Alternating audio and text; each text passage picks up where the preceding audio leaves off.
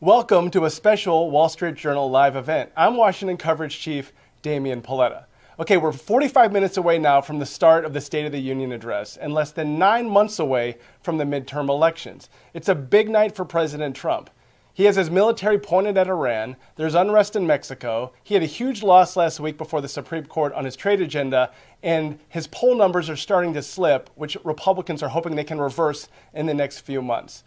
Voters are watching, world leaders are watching, and we're here watching tonight with you. I'm joined by a great group of Wall Street Journal reporters and editors to talk about the economy, foreign policy, immigration, the Justice Department, and the political landscape as we head from February to the summer and into November. It's going to be a really fun night. We're going to have a great conversation. The first panel here, I'm joined by Nick Timiraos, our chief economics correspondent, and Gavin Bade, who covers trade and economic policy. Wow, you guys have had a really busy year on both your beats. I mean, Nick, let's start with you.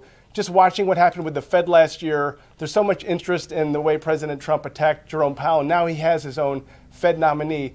Walk us through what we might see in the next few months from Trump on the economy. Well, if you look back at the last year, there's a good story to tell there. There's maybe a few incompletes or needs improvement. The stock market, which the president loves to point to as his report card, up strongly over the last year. GDP growth was solid. The unemployment rate low. So that's all good. He inherited slowing job growth, and job growth was very slow last year, 15,000 jobs a month. And then if there's a fly in the ointment there, I think it's on inflation. Really, there wasn't much progress bringing inflation down last year, and tariffs are probably partly responsible for that. And Americans are probably going to hear a lot about the economy tonight, I would think, as he tries to sell the things he's done, tax cuts last year, like you mentioned, the stock market. What should Americans be listening for compared to what they're feeling at home? There might be a little bit of a disconnect, which is what we saw under President Biden, too. It's very similar to what we had under President Biden, where the president is going to want to look ahead and say, don't you realize things are getting a lot better? But voters have been through a lot. Consumers, Americans, we've been through a large increase in prices. Inflation, what we write about in the monthly report, that's a 12-month change in prices. But we know that prices have gone up a lot before that. So, consumers are responding to fatigue over the price of housing, cars, food, up a lot over the last 4 or 5 years. And the president's trying to say, well, let's just focus on the future. So that's, I think, the challenge for him politically. Gavin, you have one of the craziest beats on the planet. I mean, just all the trade announcements and the tariffs. And then last week, kind of walk us through what happened Friday and where this finds President Trump as he's about to make his case to America that he needs to stick with tariffs. Yeah, so on Friday, the Supreme Court released a long-awaited decision from everyone in the global trading community, striking down most of President Trump's second-term tariffs. These were the ones that he instituted under what's called the International Emergency Economic Powers Act, or IEPA. President Trump responded very quickly. He slammed the Supreme Court verbally and very quickly issued an executive order reinstating a global minimum tariff. This is 10% on virtually every U.S. trading partner, meant to partially rebuild some of that tariff regime that he lost. The president has since said that he's going to increase that minimum tariff to 15%. We've actually not seen them take official action to do that yet, so we're still waiting for that. And these tariffs are actually time limited, 150 days, and then he has to come forward with new tariff plans in the future. So that really puts it right in the smack dab in the middle of midterm election season. One thing Nick will be watching tonight, I mean, anyone who's everyone in political Washington will be at this speech, most likely, except for the Fed chairman, Jay Powell. He's only got a couple more months on the job. President Trump has named his new nominee, Kevin Warsh. What can Americans expect? I mean, President Trump obviously wants lower rates, but the economy is in this moment right now where it's tricky the way they're battling inflation. So what should Americans be expecting from this future Fed? Well, so I have a saying I like. When it comes to interest rate cuts, the Fed does not cut for free. Usually if the Fed's cutting rates, it's because something bad is happening. Now, that wasn't the case when the Fed cut in 2024. It wasn't really the case last year. In both instances, the Fed was worried that the job market was slowing and they cut. Now the problem is the Fed targets inflation at 2%. Inflation's running closer to 3%, and they've already cut interest rates by almost 2 percentage points. So to get the Fed to continue to cut rates, you need to see inflation behave better.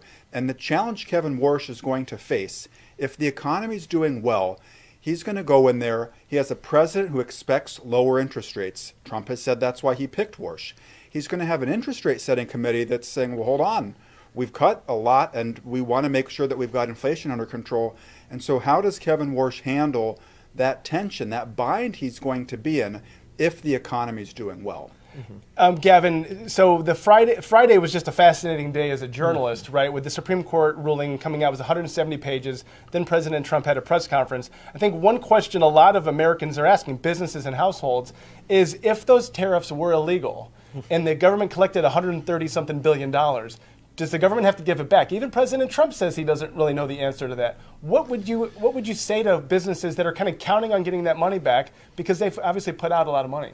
Well, don't hold your breath is what I would say. You may get the money back, but it sounds like it's going to take a while. So somewhat strangely, the Supreme Court actually did not broach this question in their opinion. They didn't say what should happen with these refunds. So that basically kicks it back down to lower courts. And President Trump has said that they're going to litigate this. They're going to fight this. He said on Friday, it'll maybe take you 2 years of litigation to get through this. Then he said maybe it'll take you 5. So there are over 1,500 businesses in the U.S. that have already filed court challenges saying we want our refunds if refunds are owed to us. So I think there's going to be quite a few more twists and turns, legally speaking, before anyone gets a check from the government. Nick, one thing we've heard so far from some reporting is that Trump might call for more tax cuts tonight for corporations and for households. Tax cuts are obviously often very popular with voters, especially in election years. But here's a subscriber question that relates to this. The president says the country is bringing in billions of dollars through the tariffs. Exactly how much is our national debt, and has it increased under his presidency? Well, it has increased, and we're running a deficit close to $2 trillion. So last year at this time, everybody was talking about DOGE, right? Government spending cuts, and not a lot happened there. I mean, very little happened. It was a massive flop. Then we heard about these tariff revenues. Well, we're going to bring in tariff revenues. Now they're trying to recreate those, as Gavin said, but it's not clear how they're going to do that. So the deficit has gotten worse, or it's projected to get worse. It held at around stable last year. And I think that's a big issue here. You talk about, the president's under pressure to talk about affordability. He dismisses it as a hoax.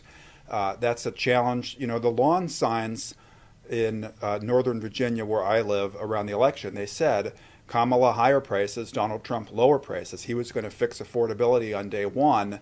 And it's been a year, and people are starting to say, well, what are you going to do on this? In this space, Gavin, I mean, on prices, a lot of Americans were hoping that prices would come down. As Nick noted, the inflation rate has come down, but prices are still elevated. I think a lot of companies are now waiting because tariffs can impact prices for some certainty about what's going to happen next. President Trump has thrown out a bunch of different tariffs he wants to impose. There's a whole different process now.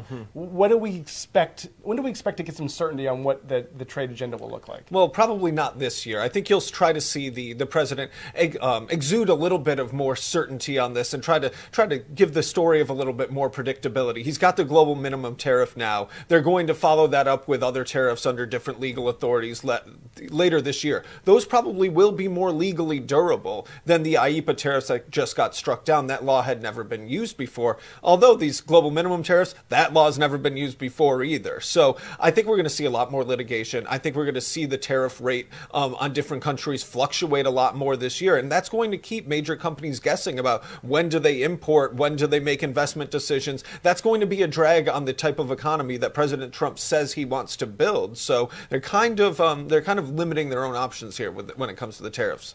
Nick, on the Fed, I mean, I remember during the Biden administration, the Biden folks did a horrible job messaging on inflation. It's going to be transitory, and people need to then they would attack certain companies and industries, but they had a really hard time. And then the Fed was aggressive in raising rates. And I think I saw a stat way back, at the beginning of this process, where almost every time it leads to a recession. When you increase rates that much, right. So we all expected to be entering a recession, and somehow we maybe avoided that, and the Fed avoided that. Are we in the soft landing that people thought might not be possible? We achieved a soft landing, at least you could say, for 2024, for 2025.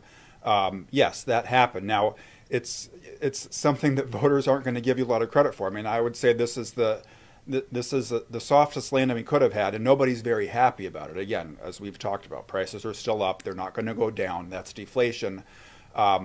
And so I think there's a challenge here. And you see it sometimes in how the president is talking about it. If you sell beef, we want you to have high prices, but if you consume beef, we want you to pay lower prices. There are trade-offs in economic policy. That was a challenge for the Biden administration. This idea that, well, we could have everything, we could have our spending, and the inflation would quickly go away, didn't happen. And I think what you're seeing with the Trump administration now is they're also having to grapple with those trade-offs. Well, Nick and Gavin, thank you so much. It was great chatting. I'm sure there's going to be a lot to talk about the economy tonight. We really appreciate your time. Thanks For Damian. having me. All right, I have a reader question now that I'm going to handle. So let's see. We have someone asking, why isn't the State of the Union a written report to Congress? Why all of this show business? Well, that's actually it's a great question. It was a written report to Congress until 1913 when President Woodrow Wilson delivered the first speech in the House chamber, which is what we're all going to see tonight. And then presidents continued that tradition. Obviously, when television got involved, there was a lot more pomp and circumstance, and that's what we're going to see tonight. It is a very rare event. Actually, even though there's a lot of hoopla, it's a rare event where you have the President of the United States, the Vice President, most of Congress, and the Supreme Court all in one chamber at once. So there's a lot of history there. There's a lot of kind of power in one room. And so that's what we're going to see a little bit later tonight. Now I'm honored to be joined by Alex Ward and Laura Seligman, two of our national security reporters. Wow, what a year it's been for you two. Jeez, I was just looking through some of the things you guys have done. I mean, from Venezuela to the Middle East to Russia, Ukraine, the president's going to China in a few weeks. And obviously we're all talking about Iran tonight. So I wondered, Alex, if we could start there. The president's been threatening on Iran. He's already hit them once last summer. What do you get the sense is happening just in the past few hours? Yeah, I mean, what a year these 2 months have been. But on Iran, yeah, I mean, right now there's speculation that the president might even announce something tonight. Don't think that's going to happen, to be very clear. But it could be that he announces his thinking about why he might want to attack Iran, or maybe he proposes some kind of deadline. All kinds of scenarios are out there. I think the important thing for him to do on the Iran bit is to basically explain why Iran and why now, right? He's made no case to Congress, no case to the American people, no stated reason as to why he's going after them, especially when last year, after the U.S. did bomb Iran in June, he said that these nuclear programs, the nuclear sites were obliterated, that it had no ability to go forward, and that isn't exactly true.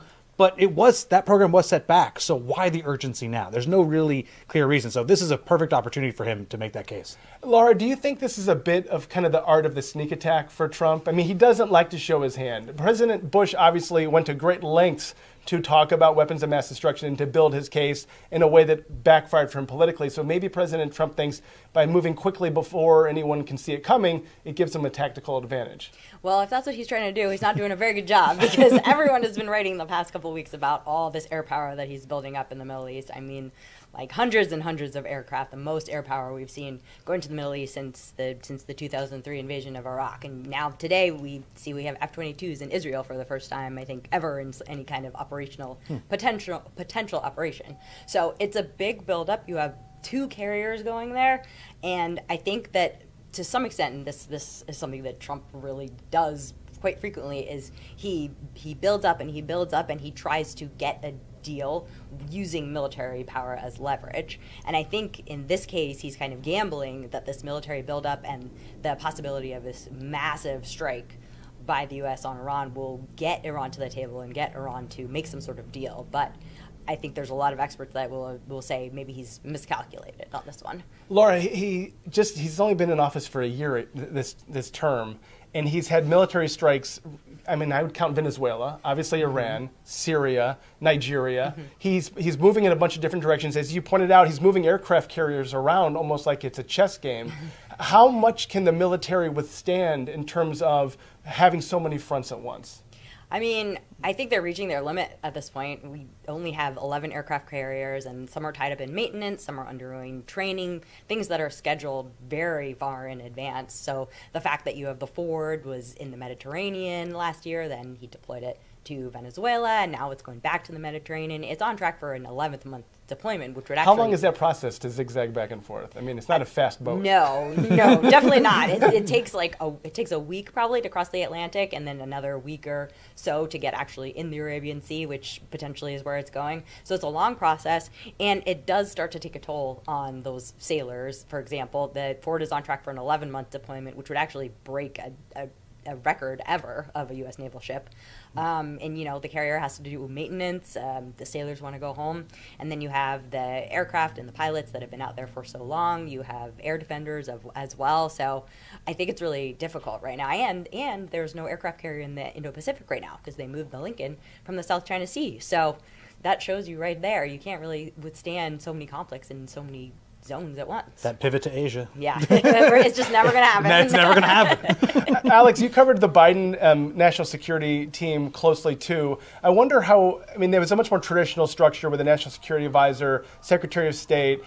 Trump's got Witkoff, he's got Kushner, Rubio's got 17 jobs. I mean, how would you describe this approach and its effectiveness? And I have to imagine diplomats, their heads are spinning, like, who do we talk to when Trump talks about Greenland? Who do we talk to when there's some issue in Africa? Like, are they having a hard time figuring out how to engage? I mean, they're not having a hard time figuring it out because there's like 8 to 10 people who run the government, like quite literally, and especially in terms of foreign policy. Now, that means that there's a bandwidth issue, right? I mean, if you are someone in Europe, you're probably going to call Secretary of State Marco Rubio. If you're in the Middle East, you're probably going to call Witkoff. You might also call Kushner. I mean, there's point people. But what's different is in the Biden team, everyone that would have a stake in that issue was roped in. And we're talking about, you know, faceless, nameless bureaucrats, the State Department, DOD, elsewhere, the intelligence community. Now it's just these 8 people. So it's kind of, you know, they have the quality of being fast and nimble, and there's something to that.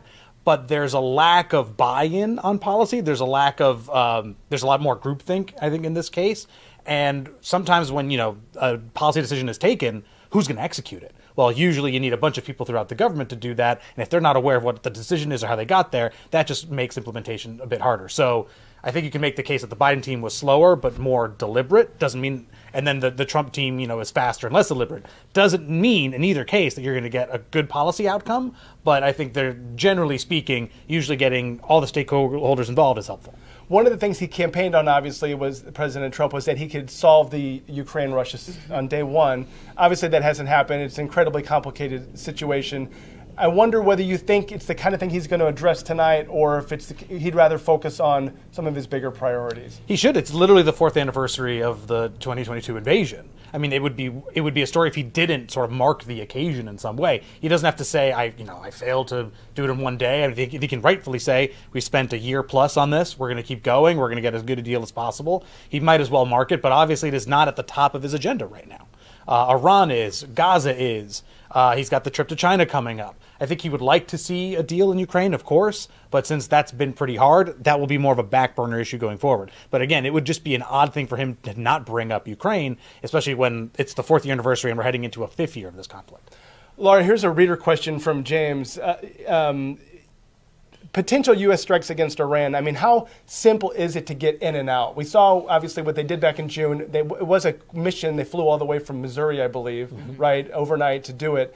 But this seems like could be much more complicated when you were talking about possible regime change. How simple and could the U.S. get in and get out without creating a huge Middle East mess? Well, I think that's pretty much impossible. I mean, it's simpler than it used to be before Israel did their airstrikes, I think 2 years ago, that eliminated a lot of Iran's missile capabilities, but they have rebuilt a lot of them.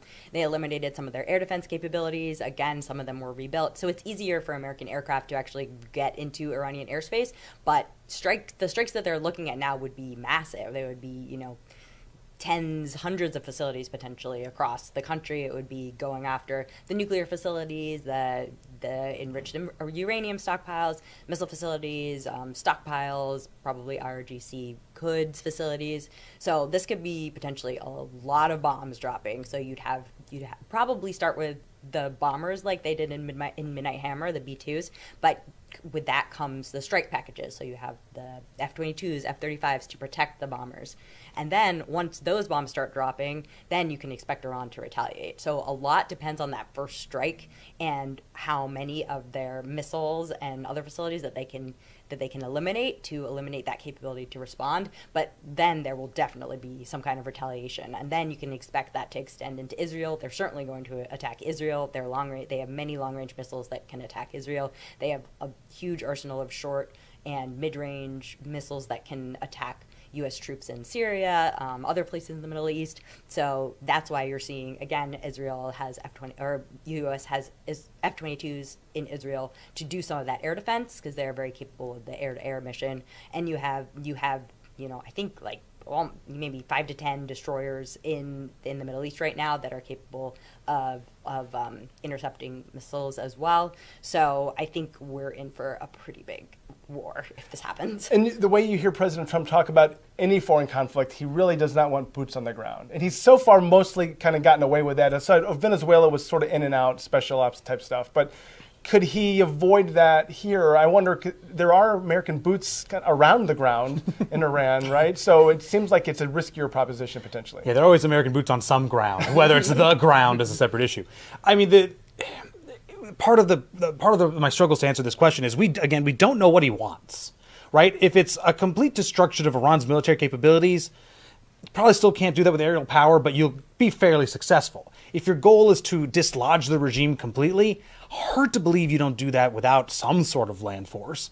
I think most scholars of aerial strategy and policy and war say you can't really do this with air power alone. And of course, if you're, Ali Khamenei, the supreme leader, and a bunch of other members of the Iranian military and government, you're going to probably go deep underground, right, and wait all this out.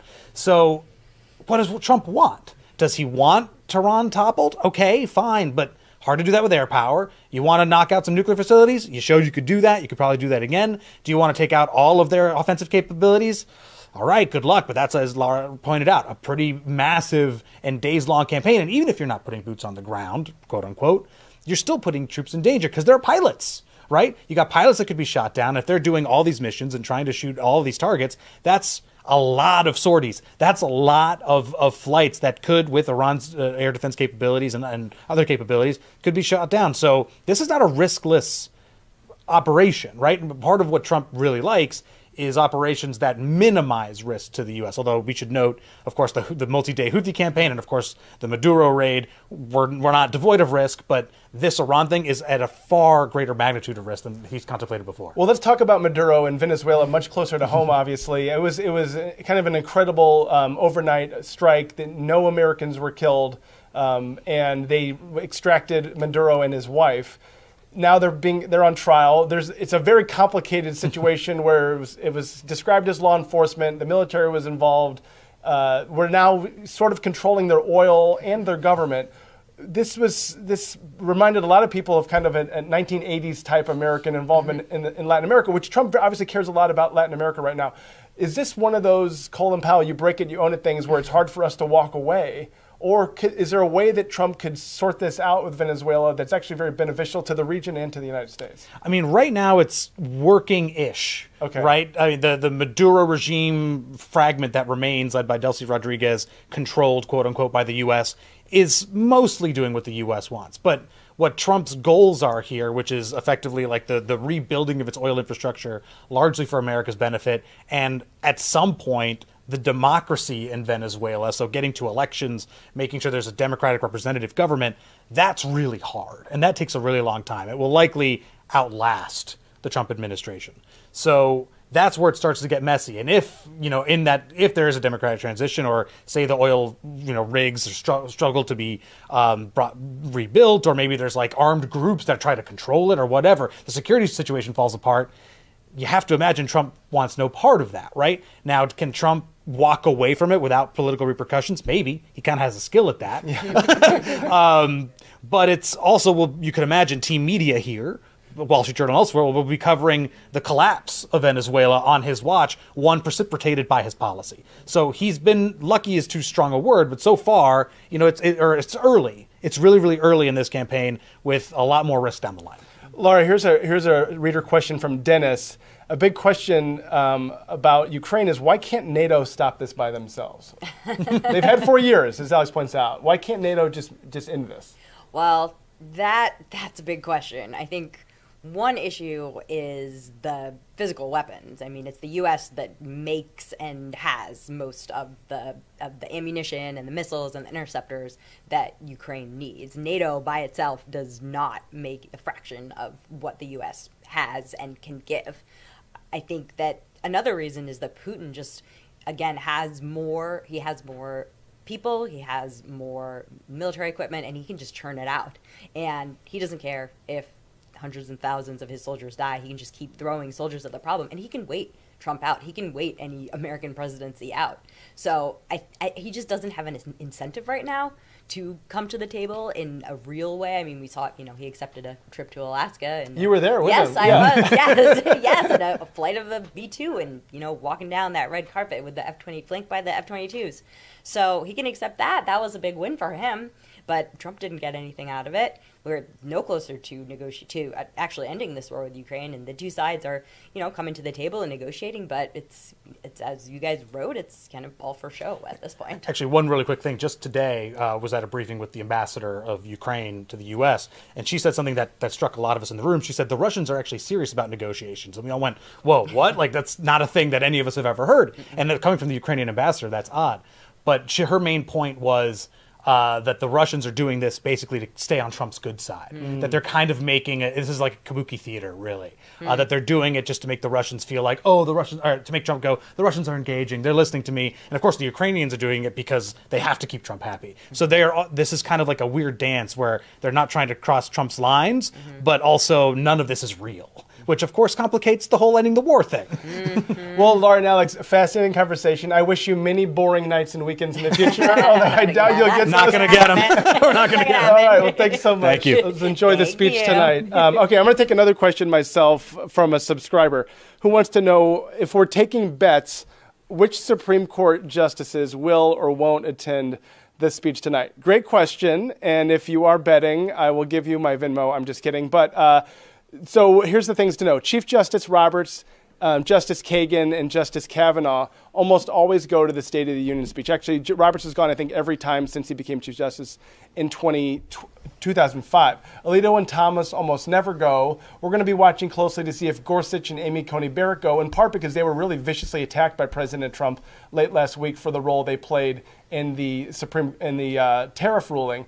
I will also be interested to watch Kavanaugh, because if Trump praises Kavanaugh, that'll make him kind of awkward. He's supposed to be this independent jurist, and the last thing you want is the president kind of praising you and saying you're doing a great job in front of Congress and the American people. So those are the things I'll be watching. But now I'm excited to be joined by Michelle Hackman, our immigration reporter, and Sadie Gurman, who covers the Justice Department for us. You guys have had an incredibly busy year, too. Michelle, I wonder if we could start with you. Wow, just the past few months, there's been so many twists and turns in the Trump administration's approach to immigration. I think we knew what he was going to do. He campaigned hard on this. This was his big issue. But I think there's been like kind of a change in tack and a change of mindset in the White House. Just walk us through the past few months and what we might hear from him tonight.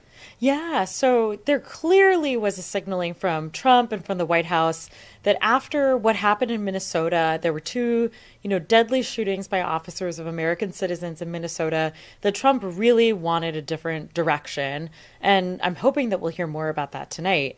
I think what we've heard from the president over the last month is that he is tired of this approach that his administration has taken of targeting sort of big liberal cities, Minneapolis, Chicago, LA, DC. And the question is sort of what comes next? Is there actually less immigration enforcement? I personally doubt it. I think we're going to see a lot more of that targeted sort of ICE is outside someone's house, is outside their children's school, the types of things that actually causes more community resistance, I think, longer term. It seemed like he was so effective at sealing off the southern border, but you do get the sense that they realized they were losing a bit of the public relations battle in Minnesota, and then that might be why he's trying. Obviously, he pulled Bovino out and sent Homan in, who's obviously much better at communicating. Do you sense that it might be more of a public relations strategy less than like an actual change in enforcement? Oh, definitely. I mean, I think the thing about the southern border is that it was a lot of PR. I mean, the southern border had quieted in the final year of the Biden administration. They brought it down to basically zero. Trump did. I think the thing that Trump realized about the southern border that he sort of failed to realize until, things got really haywire in Minnesota is that Americans, above all else, don't like chaos when it comes to immigration. They don't love seeing a lot of people crossing the border. They also don't love seeing federal agents arresting people willy-nilly all over the place in their communities, people they know. Sadie, so covering the Justice Department, I think we saw President Trump learn a lot of lessons from his first term. He did not like his first couple attorneys general. He, accused them of disloyalty, essentially. Now he's got an attorney general who used to be his personal lawyer, who defended him in one of his impeachments. And Kash Patel, the head of the FBI, someone who obviously wrote a children's book about him. Did he seem to be happy with the approach that his Justice Department is taking so far? And what might we see in 2026 that could have been different than 2025? Well, I mean, can President Trump ever be satisfied with his Justice Department? We have seen a lot more from this Attorney General in terms of going after his political enemies and pursuing his priorities. And in fact, just this week, we had this extraordinary moment where this giant banner of Trump's face went up on the side of the Justice Department, which is just an extraordinary testament to sort of how he's been able to take over the institution that's historically been independent and taken pride in that. So I think that's a harbinger of things to come. I think that we will see probably more of the kind of politically charged prosecutions that he's been, that his U.S. attorneys have been attempting to bringing, and more of the kind of investigations that he directs them to pursue. But the cases so far haven't really led to prosecution, or I guess they've been led to some indictments, but the cases have not actually led to any convictions. Does it seem like there might be a case or two that gets further along, maybe the John Bolton case or something, or do these cases kind of fizzle out because they're thrown together so quickly? Well, I think each case is a little different. I mean, the John Bolton case was built, it's been building up for a long time. And I think prosecutors in Maryland, where it's being pursued, they think that's a righteous case. The other cases that we've seen against some of Trump's adversaries have fizzled out. They've faced resistance from judges, and that has been very frustrating to Trump. And we know from our own reporting that he's complained multiple times about his attorney general and the slow pace of these criminal cases. So I think she'll have to step up the pace. Michelle, I think President Trump, I might be making this number up, but I feel like he said he wanted to deport 15 million to 20 million people during the number election. Fluctuated during the election. Okay, but a lot of people. A lot of people. And it's hard to know exactly how many they've deported so far. Do you get the sense he's satisfied with the pace that it's going? Could we see, now that he's got essentially fewer than 3 years left in his term, a much more aggressive push? Or do you feel like they've maybe gotten the worst criminals out that they wanted to, and they're going to have kind of a different approach now? So on the numbers, they very clearly, they set a high standard for themselves. Obviously, 15 to 20 million people is pretty infeasible. They came into office, said they wanted to deport 1 million people in their first year. They deported closer to about 475,000 in that first year. But I will say, the pace picked up pretty dramatically as the year went on. And ICE, in the meantime, has basically doubled the number of officers, deportation officers it has. So I genuinely do think that they could get close to that 1 million number per year.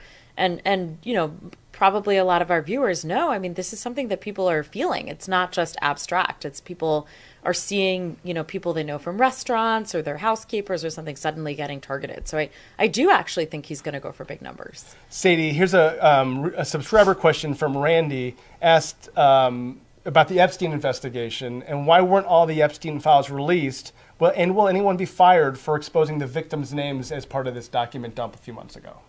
Okay, so the Justice Department released 3 million documents related to its Epstein investigation.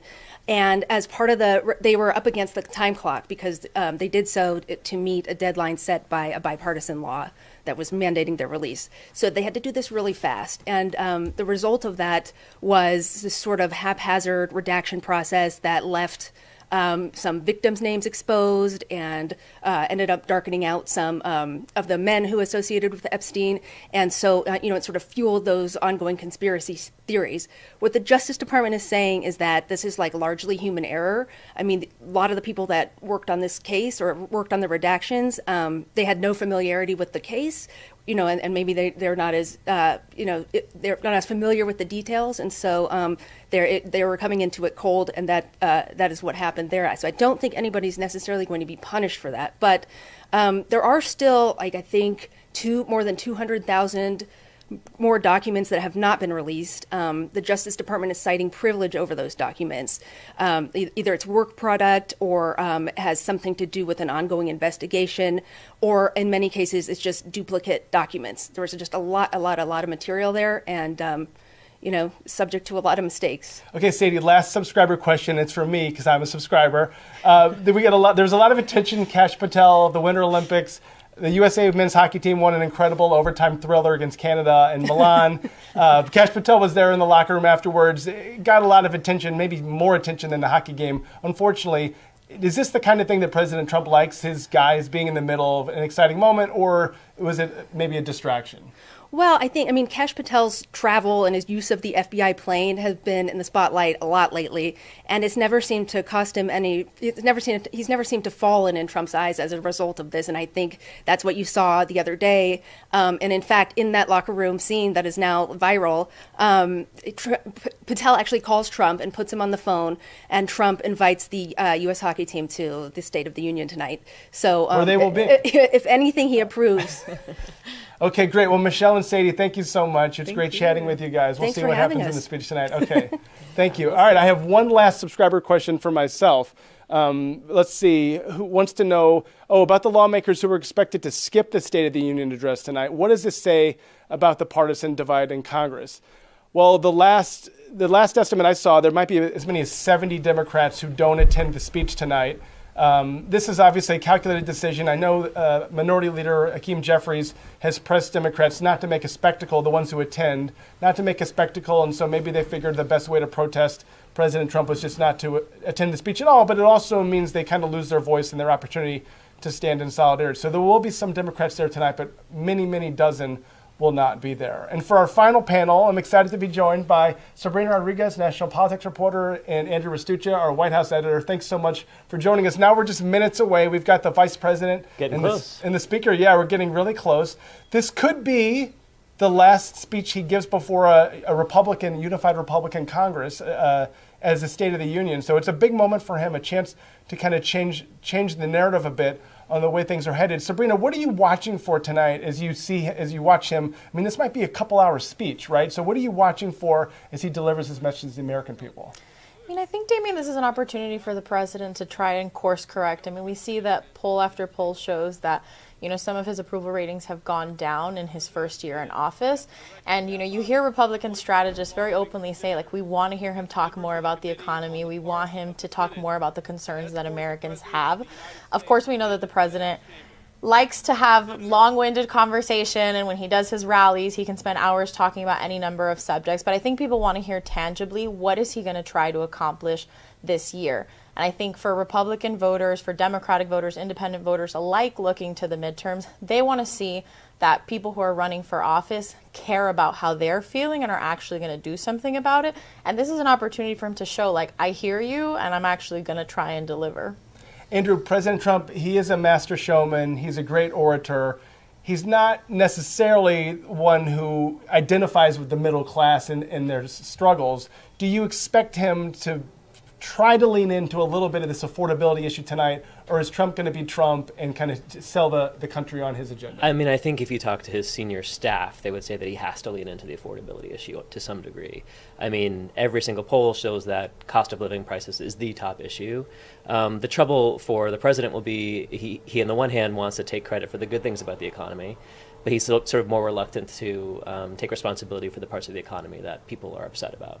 And so can he feel people's pain tonight is going to be, I think, the big question. Do you think he might be sweating this idea that, he seems to acknowledge that they might have a bad midterm election, the Republican Party. Do you think he might be sweating that and try to change Americans' views, or is he kind of resigned to it and he's just going to kind of run unilaterally and through executive order? I think he's certainly prepared to use executive authority to the best of his ability. I don't think he's fully resigned to losing the House, though he has told us directly and said publicly that, historically it's not going to be a good year for him. I don't think he's given up completely, but I think he knows that if Democrats take back the House, there's going to be investigation after investigation. His own members of his cabinet, his own staff are probably going to be dragged up to the Hill. There's going to be requests for documents. It's just going to be a huge headache for the president and his team. Well, Sabrina, Democrats, they exist. We kind of forget about them a lot because Congress doesn't do much and Trump does a lot without them. This is a moment for them too, right? They're being pulled in different directions. They never really identified who they are following Kamala Harris's loss. Where do Democrats stand on February 24th, 2026, and where do they need to be into the summer, into the fall, if they want to really stand up to him?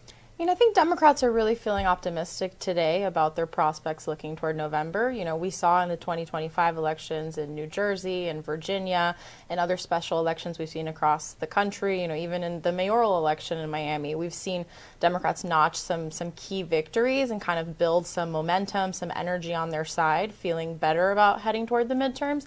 But I think the Democrats are still in the middle of somewhat of an identity crisis. The biggest unifier remains Donald Trump and standing up against him and his presidency, but there's a lot of infighting about how exactly to accomplish that, what message exactly. We're talking about a Democratic Party that, elected Mamdani as mayor of New York City and elected Abigail Spanberger as governor of Virginia. So there's a real spectrum in that, and I think especially as we have the conversation of the midterms and looking to 2028, there's still a question about what exactly is the big message, and Democrats themselves are still dealing with a popularity problem.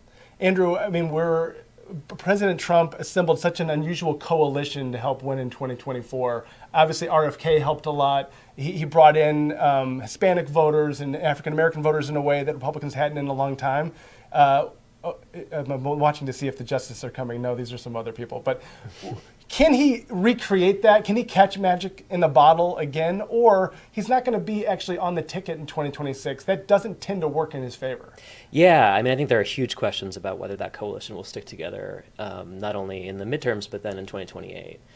Trump seemed to sort of, as you said, lightning in a bottle, pull together people in a way that, past Republican presidents haven't been able to. There are big questions, particularly about young voters, black voters, women voters, if they're going to stick with him. And the polls show that some of those are starting to leave him already. And without him on the ballot, the question is, can J.D. Vance or Marco Rubio or whoever else stands up actually keep that coalition together? Sabrina, one thing that I've noticed almost in talking to people, and just as much as the reporting, is there seems to be a post-COVID just frustration with everything.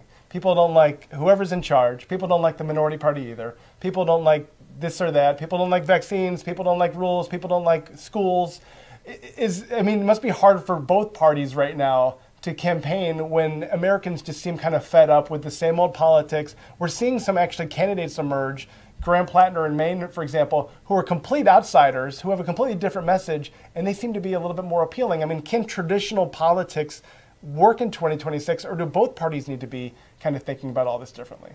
Absolutely, both parties need to be thinking about this differently. Part of why we have a Donald Trump round 2 presidency is because of people's widespread frustration. I remember being on the campaign trail in 2024 and hearing people consistently say, the system doesn't work, might as well shake it up, might as well see what can come of it. Even if people had qualms about his personality or the way he carries himself, you hear voters say, I'm going to take a chance on Donald Trump, maybe people who didn't vote for him the first 2 times because of that change. So I think both parties are kind of recognizing they have to be a little open to something non-traditional. And I think the thing we consistently hear is people want authenticity. So that's where a Graham Plattner comes in, where people just want someone who can kind of speak to their frustrations and be themselves, which sounds very simple, but oftentimes in politics is not the case.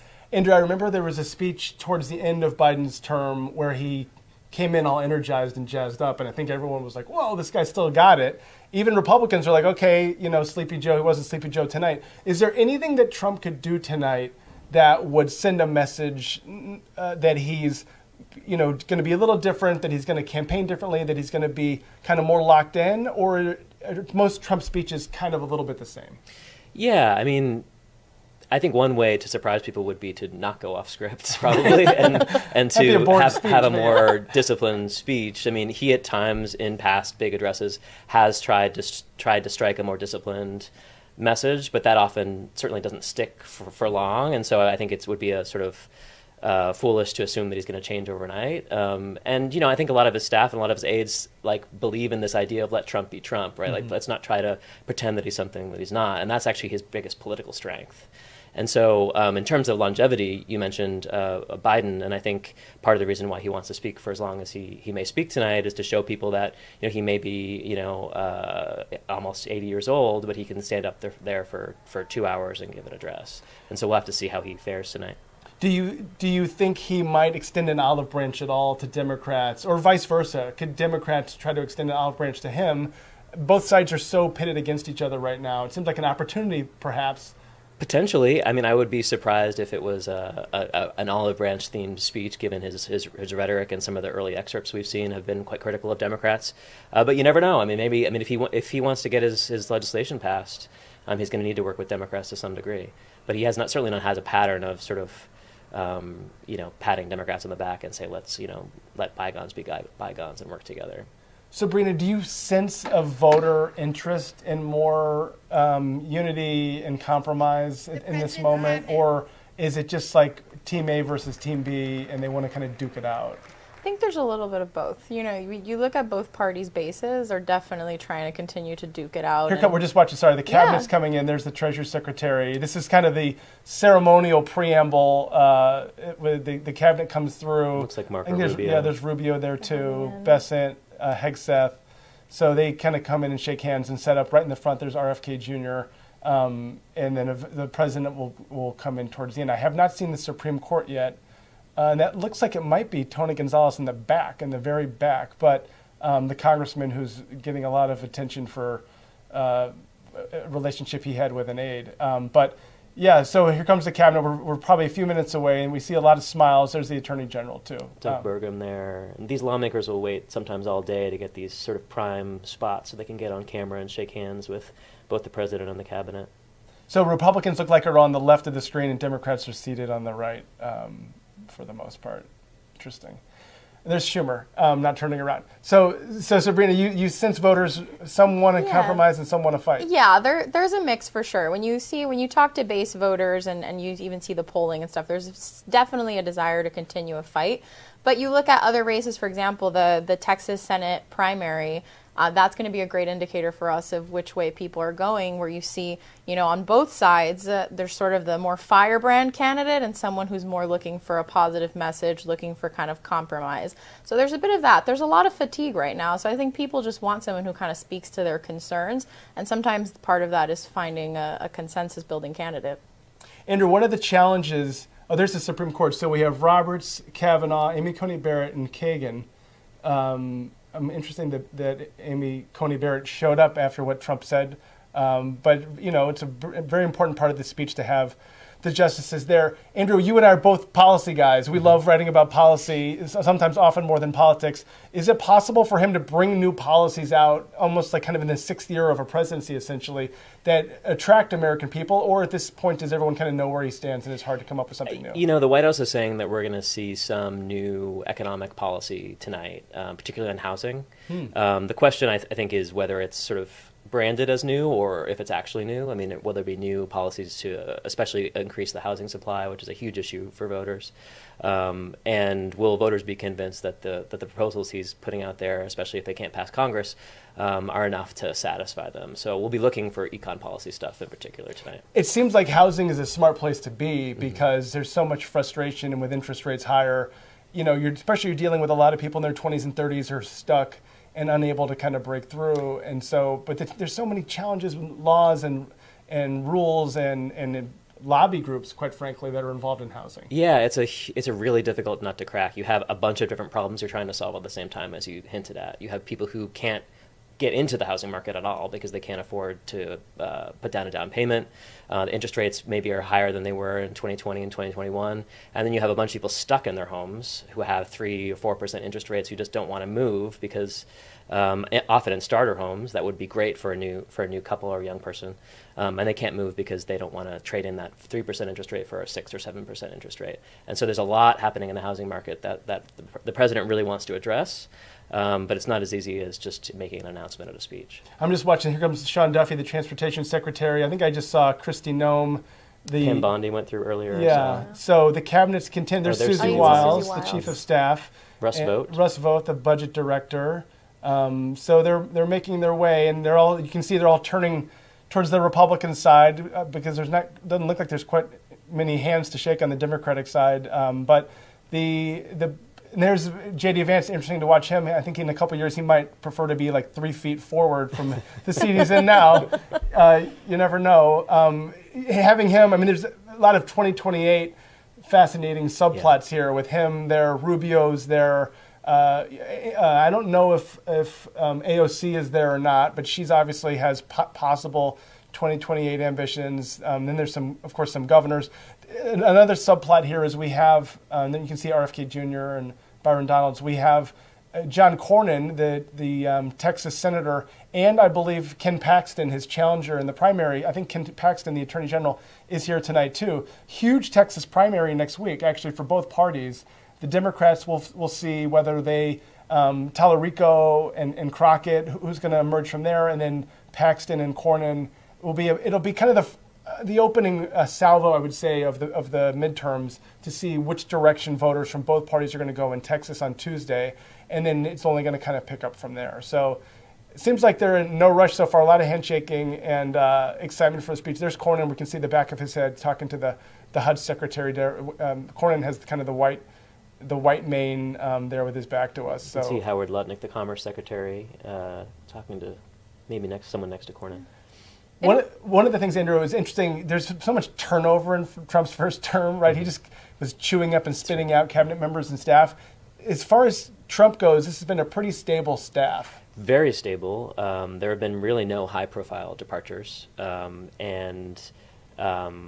that certainly could happen. But as of now, Trump wants to keep it together. I mean, one of the things he really wants to avoid is the thing that really hurt him in the first term, which is this endless cycle of negative press about people coming and going.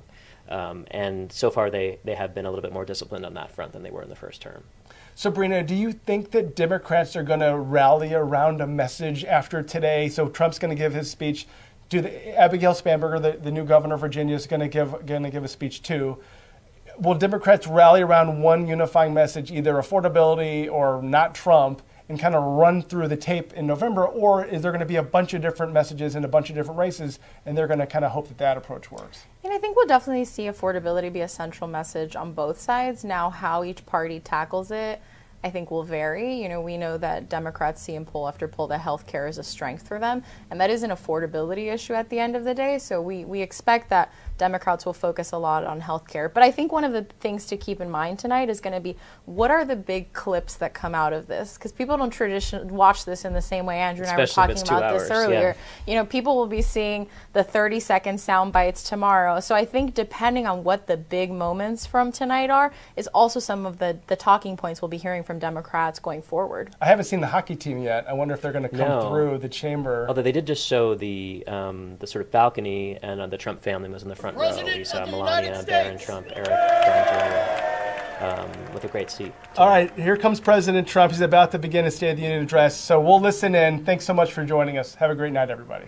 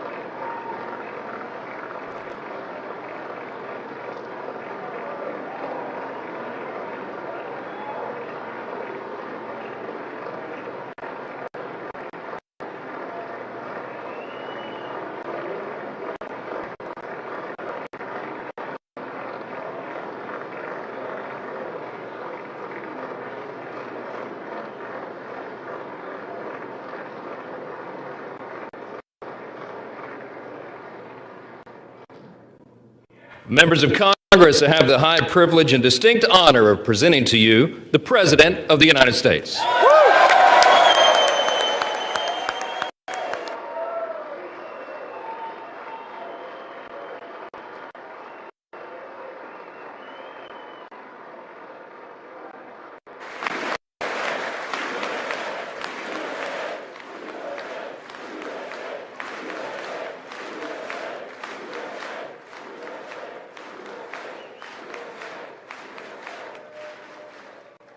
Well, thank you very much, everybody. It's really an honor.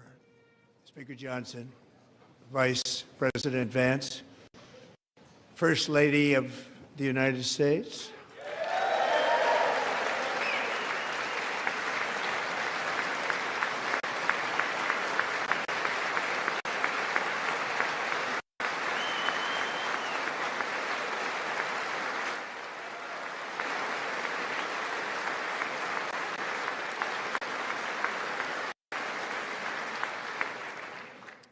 Second Lady of the United States,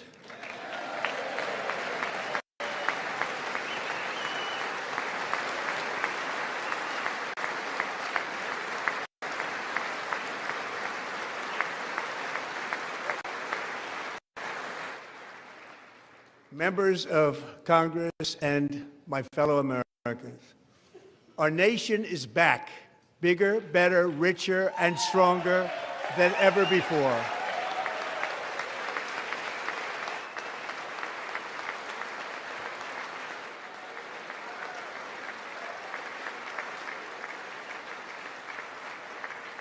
Less than 5 months from now, our country will celebrate an epic milestone in American history, the 250th anniversary of our glorious American independence.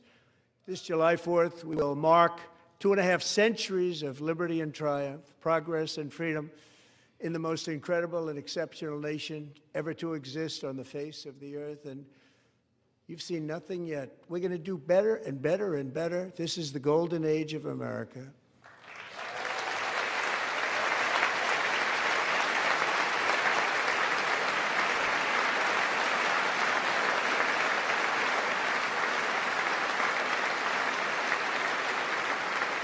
When I last spoke in this chamber 12 months ago, I had just inherited a nation in crisis with a stagnant economy, inflation at record levels, a wide open border, horrendous recruitment for military and police, rampant crime at home, and wars and chaos all over the world. But tonight, after just 1 year, I can say with dignity and pride that we have achieved a transformation like no one has ever seen before, and a turnaround for the ages. It is indeed a turnaround for the ages.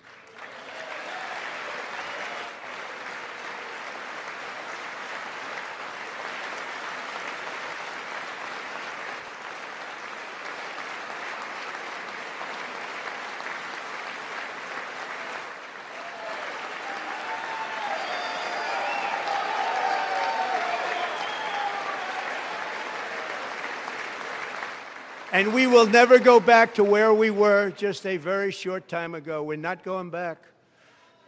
Today our border is secure.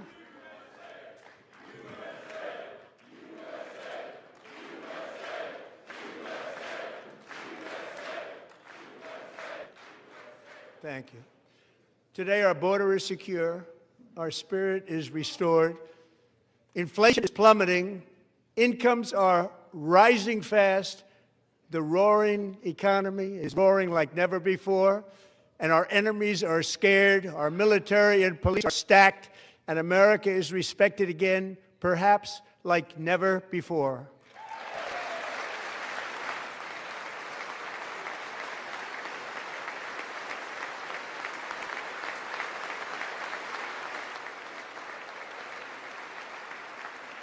After 4 years, in which millions and millions of illegal aliens poured across our borders, totally unvetted and unchecked, we now have the strongest and most secure border in American history by far.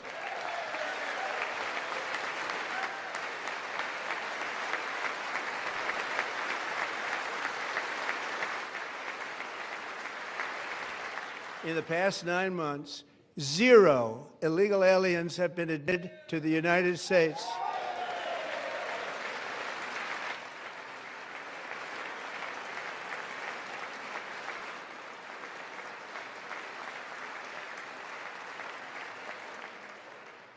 But we will always allow people to come in legally, people that will love our country and will work hard to maintain our country.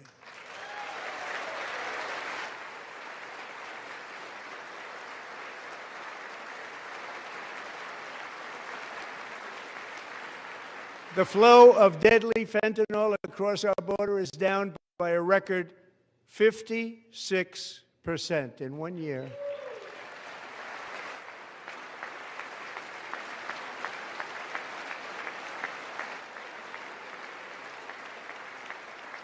And last year, the rate saw its single largest decline in recorded history. This is the biggest decline, think of it, in recorded history, the lowest number in over 125 years, year 1900. In fact, substantially before my wonderful father, I had a wonderful father, Fred, before he was born, substantially before he was born. That's a long time ago. He wouldn't like me to say that, but that's a long time ago. The Biden administration and its allies in Congress gave us the worst inflation in the history of our country. But in 12 months, my administration has driven core inflation down to the lowest level in more than 5 years. And in the last 3 months of 2025, it was down to 1.7%.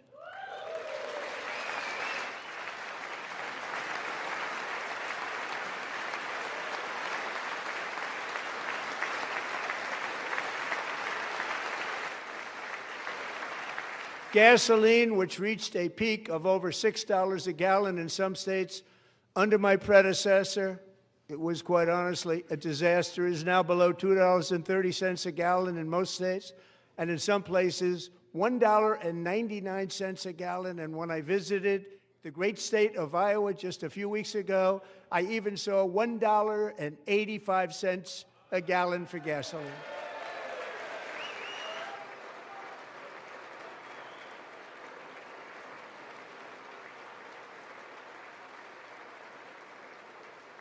Mortgage rates are the lowest in 4 years and falling fast, and the annual cost of a typical new mortgage is down almost $5,000 just since I took office. 1 year.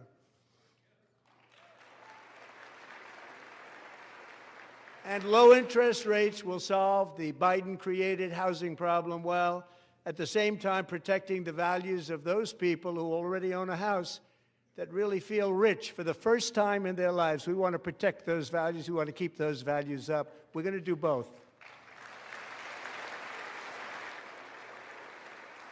And we are going to keep it that way. The stock market is being built.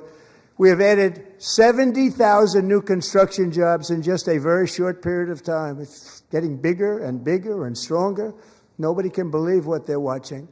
American oil production is up by more than 600,000 barrels a day, and we just received from our new friend and partner, Venezuela, more than 80 million barrels of oil.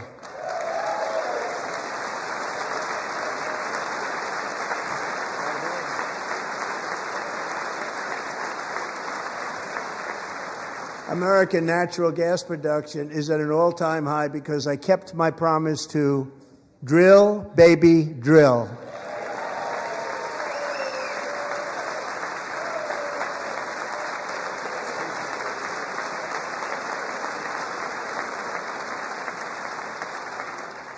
More Americans are working today than at any time in the history of our country. Think about that. Any time in the history of our country, more working today.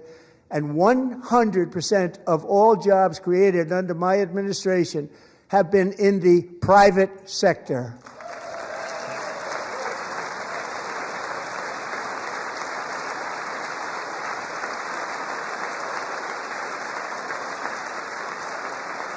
We ended DEI in America.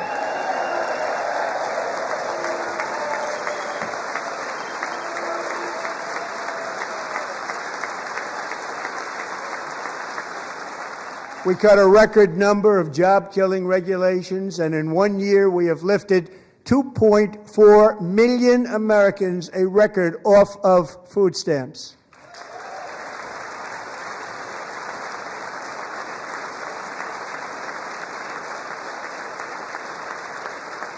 And for all of these reasons, I say tonight, members of Congress, the state of our union is strong.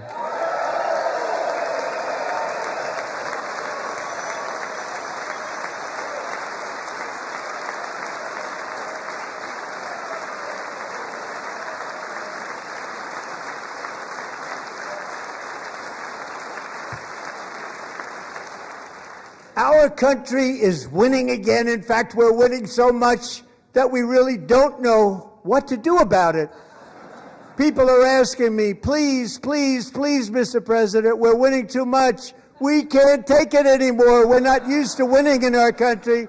Until you came along, we're just always losing, but now we're winning too much. And I say, no, no, no, you're going to win again. You're going to win big. You're going to win bigger than ever. And to prove that point,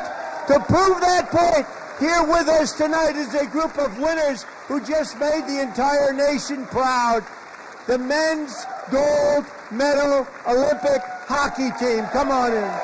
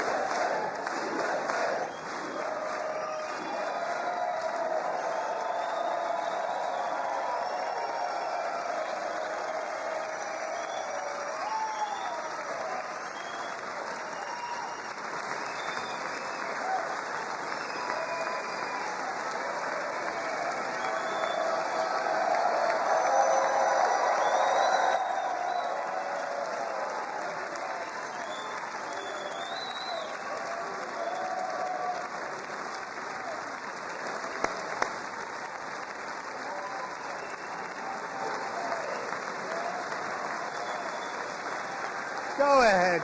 Take it.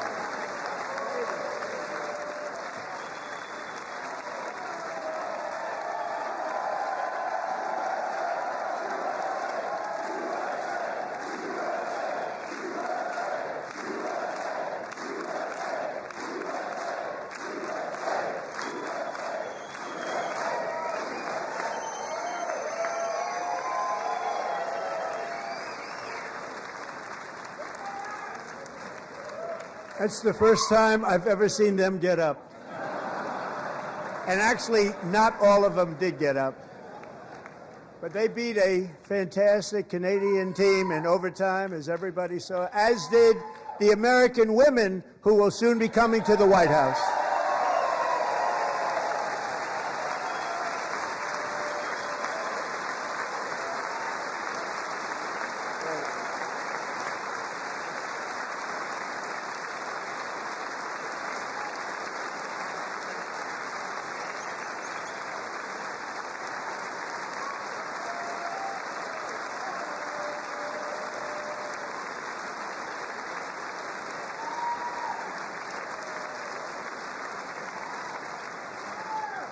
They were in the Oval Office before, and I just want to say a second very big congratulations to Team USA. But I have to say that, and I told them this, and we took a vote of the team. I said, anybody votes no, I'm not doing it.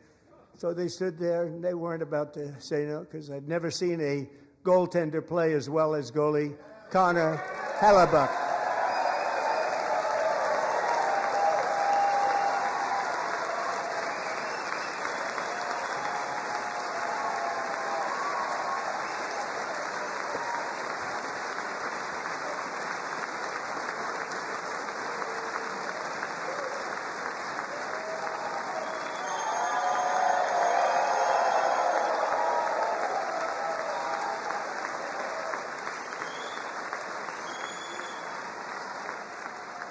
Think of it, 46 shots on goal, and I asked him, The one shot, the one where you put your stick in the back and it hit the neck of your stick and bounced off.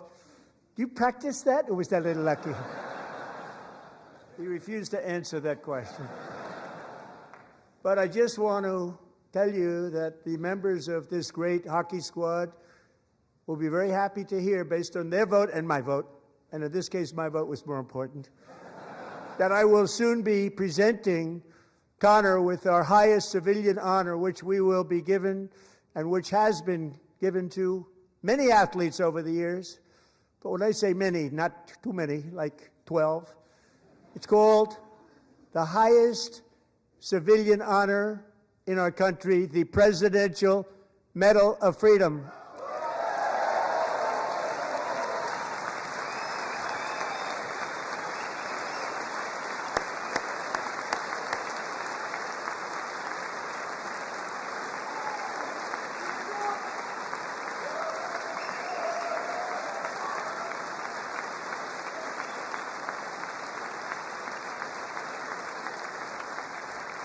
Great athletes have gotten that, very great, the best, and I thought he deserved it. And I did take a vote, every single one of them. I said, I'm not giving it if anybody goes no, and every single one of them rapidly put up their hand.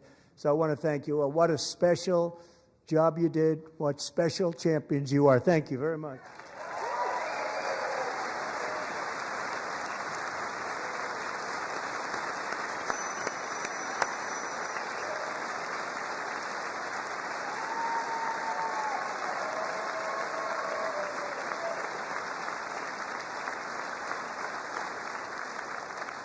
I'm also pleased to say that the next time the Olympic torch is lit, it will be here in America for the 2028 Olympics, and it's the summer version right in Los Angeles. We're going to do a good job in Los Angeles.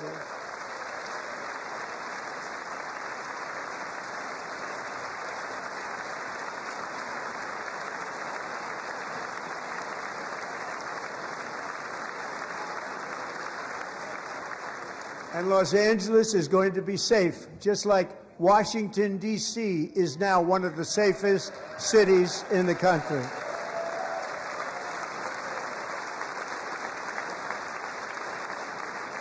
And this year, and I must say I got them both. I got them in my first term, and I was disappointed because I didn't think I'd be the president when this happened. But strange things took place. And now I've got them because I got the Olympics and I got the 2026 FIFA World Cup, and I wanted to claim the 250th, but I didn't get away with that one. I couldn't claim that one for myself. But we're getting the World Cup, so we have the World Cup and the Olympics coming, and that is exciting news.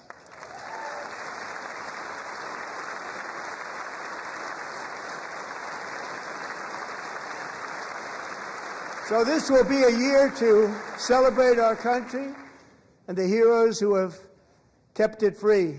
Men like Buddy Taggart. At age 17, Buddy volunteered to defend America in World War II, serving in the Pacific under the great General Douglas MacArthur. He fought bravely in the famous Battle of Manila, worked so hard. He was badly wounded and almost killed by enemy machine guns in Luzon. And 81 years ago this month, he liberated the largest internment camp in the Philippines, one of the largest anywhere in the world. But he earned many honors, including a Purple Heart and a Bronze Star, came home, started a family, and tonight he is in the gallery looking forward to July 4th, 2026, his 100th birthday.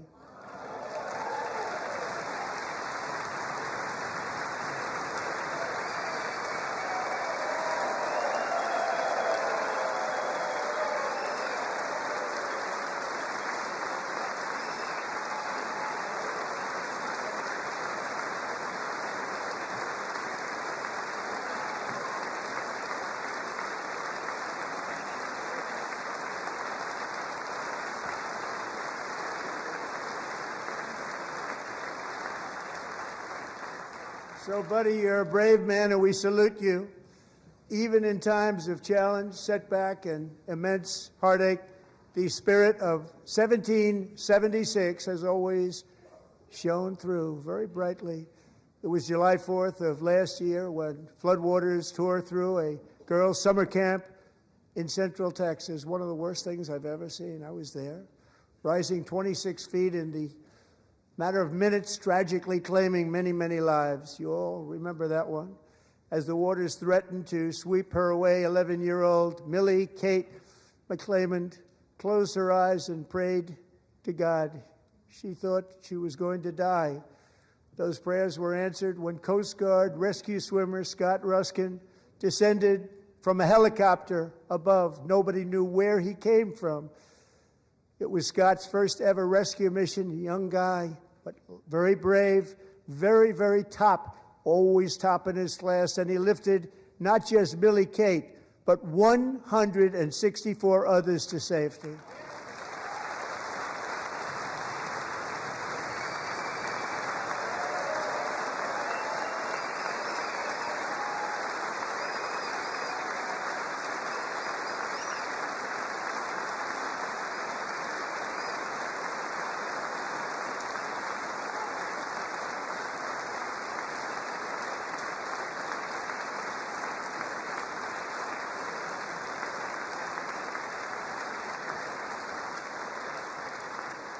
People watched Scott from a distance, and they couldn't believe what they were seeing. The winds were blowing, the rain was pouring, everything was going, and that rapid water, nobody's ever seen anything like it. They said, wow, that's something.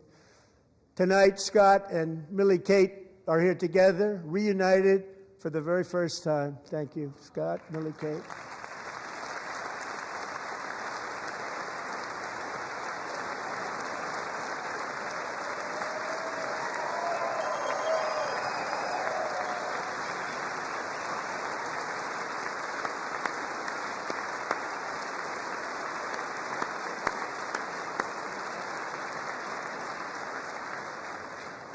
And Petty Officer Ruskin, I'm pleased to inform you that I am now awarding you the Legion of Merit for extraordinary heroism, which is what it was, extraordinary heroism. Thank you.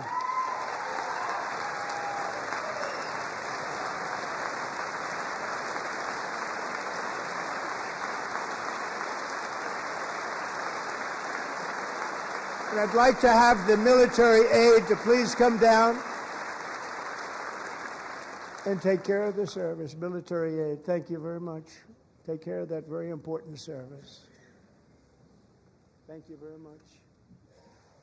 From 1776 to today, every generation of Americans has stepped forward to defend life, liberty, and the pursuit of happiness. And they're really doing it for the next generation. But now it's our turn. Together we're building a nation where every child has the chance to reach higher and go further, where government answers to the people, not the powerful, and where the interests of hardworking American citizens are always our first and ultimate concern. That is the debt we owe to the heroes who came before us, and that is the promise we must keep to America for our 250th year. Last year, I urged this Congress to begin the mission by passing the largest tax cuts in American history, and our Republican majorities delivered so beautifully. Thank you, Republicans.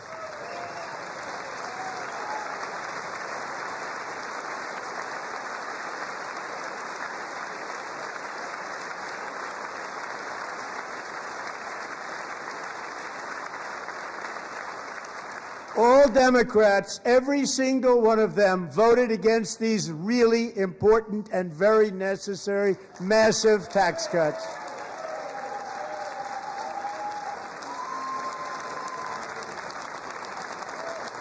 They wanted large-scale tax increases to hurt the people instead. But we held strong, and with the great, big, beautiful bill, we gave you no tax on tips, no tax on overtime, and no tax on Social Security for our great seniors.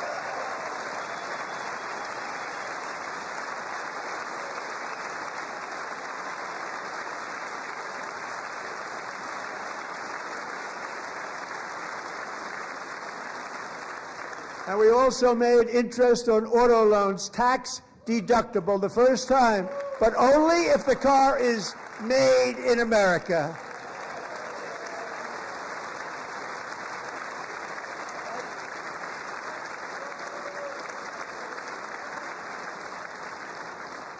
Recently in Pennsylvania, I met Megan Hemhauser, a devoted mom who's homeschools her children, beautiful, 2 children, during the day while waiting tables at night as her husband works overtime operating very heavy equipment.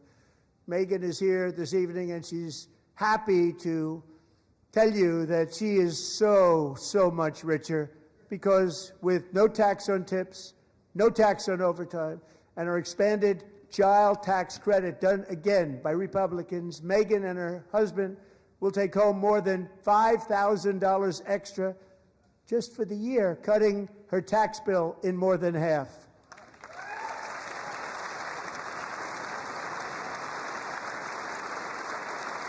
Megan, please stand up. We're fighting for you, Megan.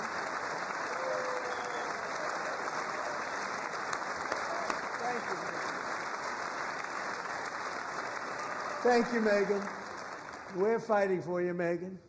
Under our bill, parents like Megan can also activate their children's brand new Trump accounts. And I didn't name it. I did not name that.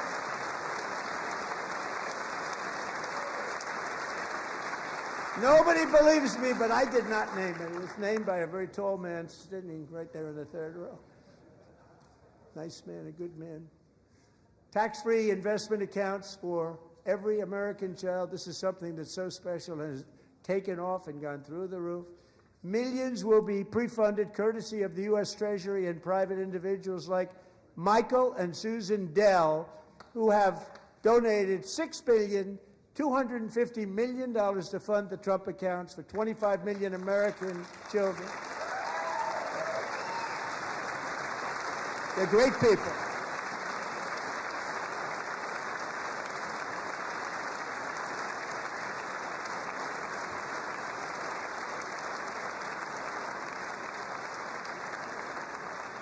When I asked Michael Dell, how do you make all that money? He said, well, I just sat on my dorm in school and I made computers and I'd sell them to people. And I just kept selling and selling and selling. And pretty amazing story. That's called the American dream. He sold a lot of computers, a lot of those laptops. So I congratulate him on that. But I really thank him and Susan, as well as others like Brad Gerstner, a very tremendous guy. He was behind it right from the beginning. Brad Gerstner. Thank you, Brad.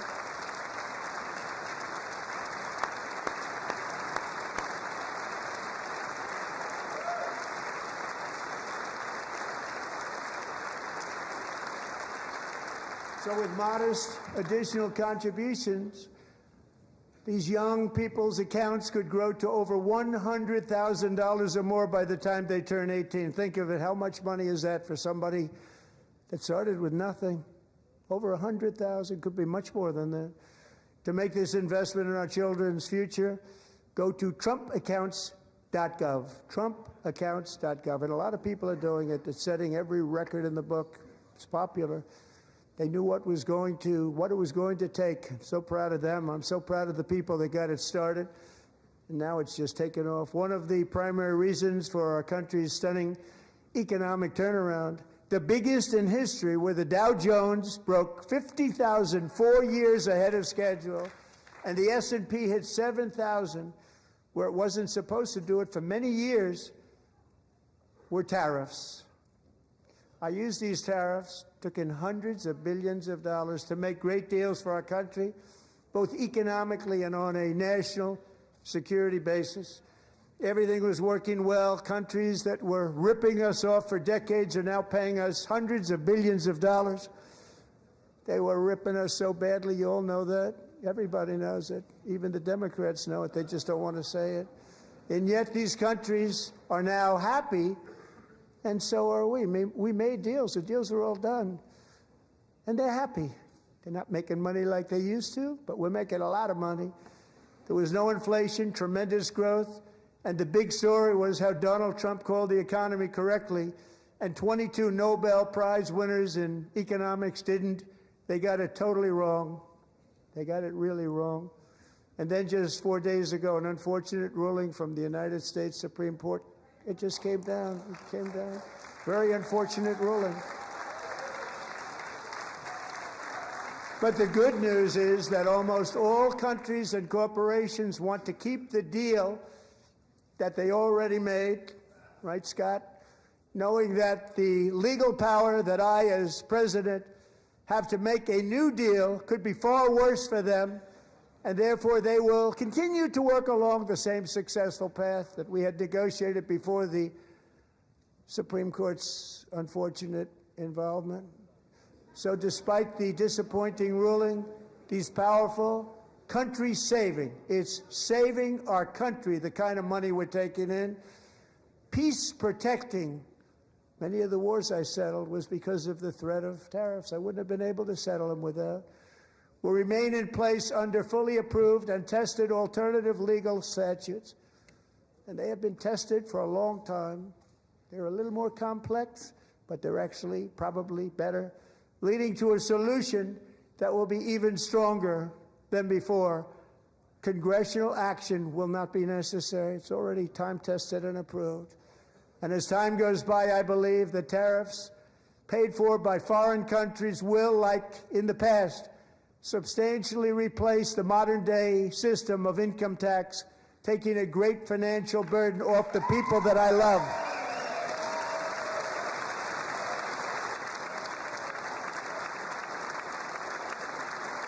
Right?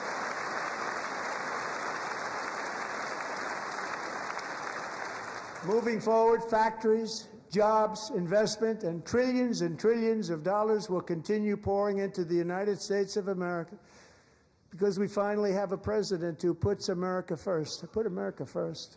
I love America.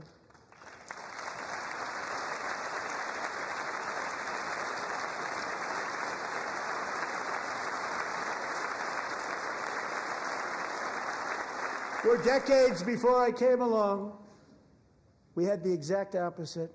From trade to healthcare, from energy to immigration, everything was stolen and rigged in order to drain the wealth out of the productive, hardworking people who make our country great, who make our country run. Under Biden and his corrupt partners in Congress and beyond, it reached a breaking point with the Green New scam, open borders for everyone. They poured in by the millions and millions from prisons, from mental institutions. They were murderers, 11,888 murders. They came into our country. You allowed that to happen. And record-setting inflation that cost the typical family $34,000 in just a speck of time. Now the same people in this chamber who voted for those disasters suddenly use the word affordability, a word. They just used it. Somebody gave it to them, knowing full well that they caused and created the increased prices that all of our citizens had to endure. You caused that problem.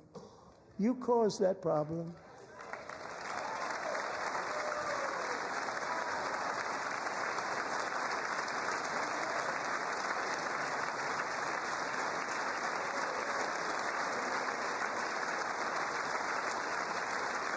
They knew their statements were a lie. They knew it. They knew their statements were a dirty, rotten lie. Their policies created the high prices. Our policies are rapidly ending them. We are doing really well. Those prices are plummeting downward.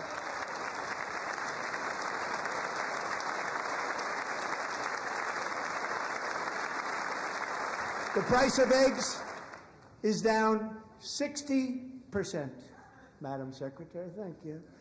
The cost of chicken, butter, fruit, hotels, automobiles, rent is lower today than when I took office by a lot. And even beef, which was very high, is starting to come down significantly. Just hold on a little while, we're getting it down.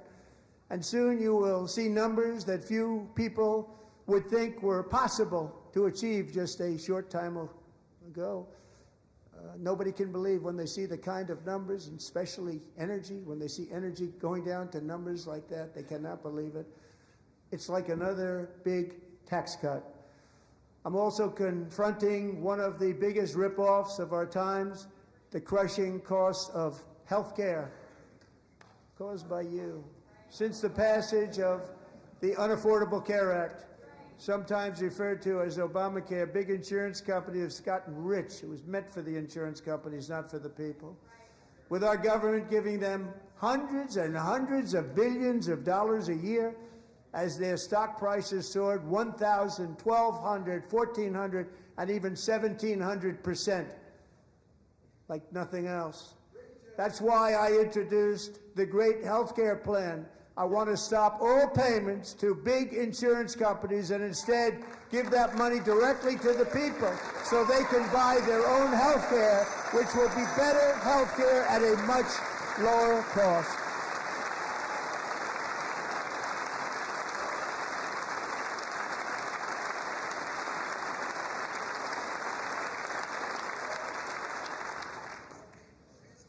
In addition, my plan requires maximum price transparency. That's a big deal.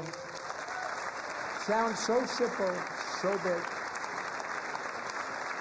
And I did that in my first term, and the Democrats immediately terminated it with full knowledge that they were doing a very bad thing for the people. Costs were going to go way up, and that's what happened, and now I'm bringing them way down on health care and everything else. I'm also ending the wildly inflated cost of prescription drugs like has never happened before.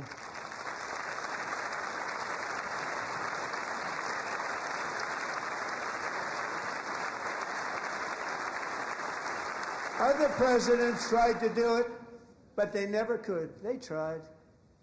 Most didn't try, actually. But they tried. They said they tried. They couldn't do it. They didn't even come close. They were all talk and no action, but I got it done. Under my just enacted most favored nation agreements, Americans who have for decades paid by far the highest prices of any nation anywhere in the world for prescription drugs will now pay the lowest price anywhere in the world for drugs. Anywhere. The lowest price.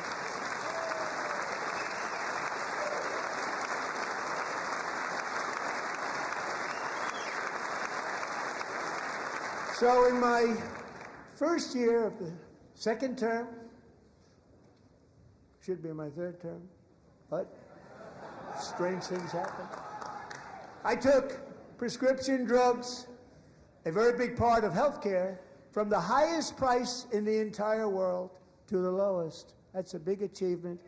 The result is price differences of 300, 400, 500, 600% and more, all available right now at a new website called TrumpRx.gov. And I didn't name that one either, by the way.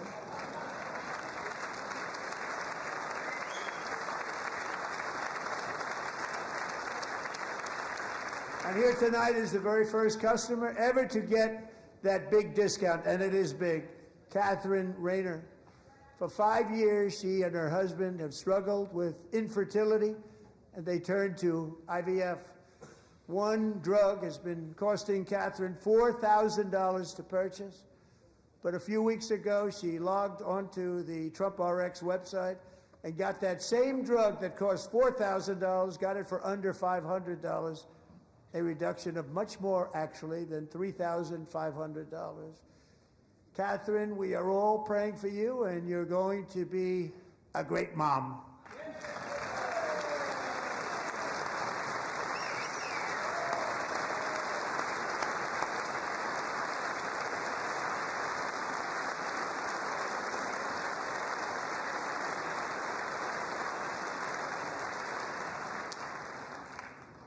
So now I'm calling on Congress to codify my most favored nation program into law. Now, the one thing, I'm not sure it matters because it's going to be very hard for somebody that comes along after me to say, let's raise drug prices by 700 or 800%. But John and Mike, if you don't mind, codify it anyway. They may do it. Codify it anyway. Thank you. Many Americans are also concerned that energy demand from AI data centers could unfairly drive up their electric utility bills. Tonight, I'm pleased to announce that I have negotiated the new Ratepayer Protection Pledge. You know what that is? We're telling the major tech companies that they have the obligation to provide for their own power needs. They can build their own power plants as part of their factory so that no one's prices will go up. And in many cases, prices of electricity will go down for the community, and very substantially down. This is a unique strategy never used in this country before. We have an old grid. It could never handle the kind of numbers, the amount of electricity that's needed. So I'm telling them they can build their own plant. They're going to produce their own electricity. It will ensure the company's ability to get electricity while at the same time lowering prices of electricity for you, and could be very substantial for all of you cities and towns. You're going to see some good things happen over the next number of years. Another pillar of the American dream that has been under attack is home ownership. With us tonight is Rachel Wiggins, a mom of two from Houston. She placed bids on 20 homes and lost all of those bids to gigantic investment firms that bypassed inspection, paid all cash, and turned those houses into rentals, stealing away her American dream. She was devastated. Stories like this are why last month I signed executive order to ban large Wall Street investment firms from buying up in the thousands single-family homes.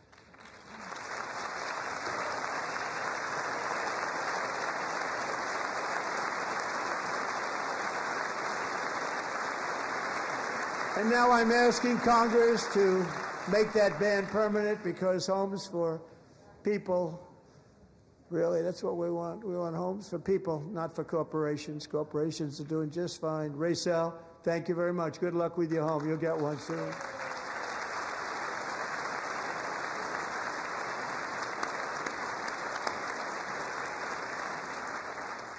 We're also working to make it easier for Americans to save for retirement.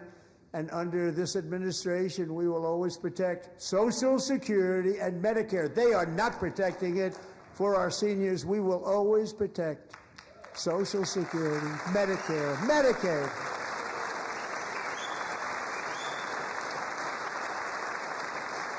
Since I took office, the typical 401k balance is up by at least $30,000. That's a lot of money.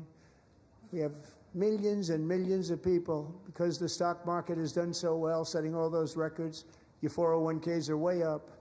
Yet half of all of working Americans still do not have access to a retirement plan with matching contributions from an employer. To remedy this gross disparity, I'm announcing that next year my administration will give these often forgotten American workers, great people, the people that built our country, access to the same type of retirement plan offered to every federal worker. We will match your contribution with up to $1,000 each year. As we ensure that all Americans can profit from a rising stock market, let's also ensure that members of Congress cannot corruptly profit from using insider information.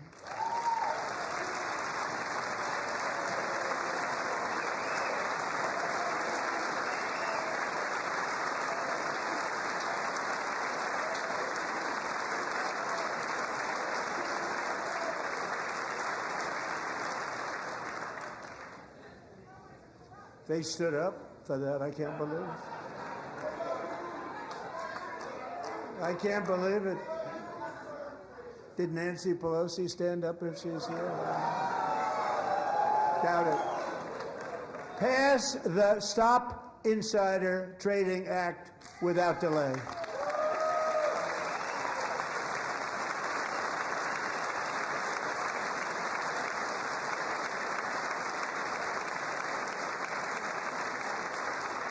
I wasn't sure if anybody even on this side was going to applaud for that. I'm very impressed. Thank you. I'm very impressed. But when it comes to the corruption that is plundering, it's plundering America. There's been no more stunning example than Minnesota, where members of the Somali community have pillaged an estimated $19 billion from the American taxpayer. Oh, we have all the information. And in actuality, the number is much higher than that. And California, Massachusetts, Maine, and many other states are even worse. This is the kind of corruption that shreds the fabric of a nation, and we are working on it like you wouldn't believe. So tonight, although started 4 months ago, I am officially announcing the war on fraud to be led by our great Vice President J.D. Vance.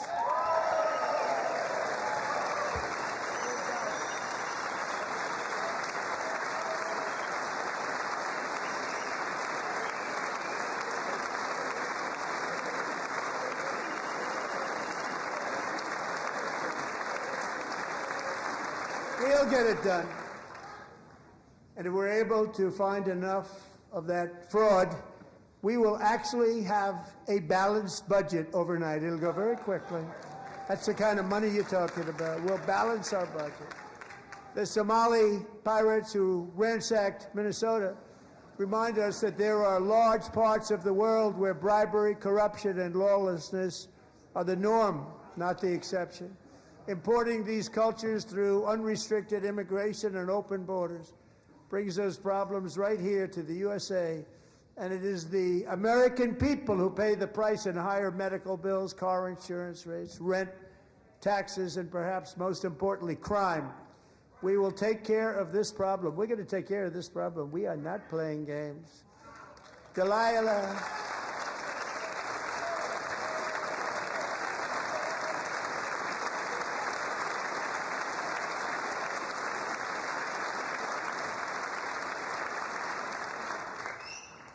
Delilah Coleman was only 5 years old in June 2024 when a 18-wheel tractor trailer plowed into her stopped car traveling at 60 miles an hour or more. The driver was an illegal alien let in by Joe Biden and given a commercial driver's license by open borders politicians in California. Doctors said Delilah would never be able to walk or talk, have a good life. She wouldn't even be able to eat again. But against all odds, she is now in the first grade learning to walk. And she's here this evening with her dad, Marcus, a fantastic man. Delilah, please, you are a great inspiration. Please stand up.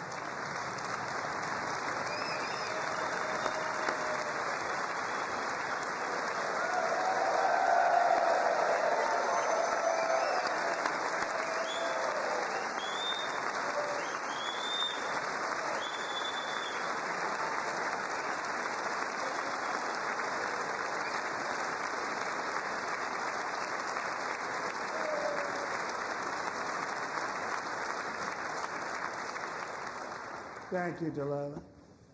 Many, if not most, illegal aliens do not speak English and cannot read even the most basic road signs as to direction, speed, danger, or location. That's why tonight I'm calling on Congress to pass what we will call the Delilah Law, barring any state from granting commercial driver's licenses to illegal aliens.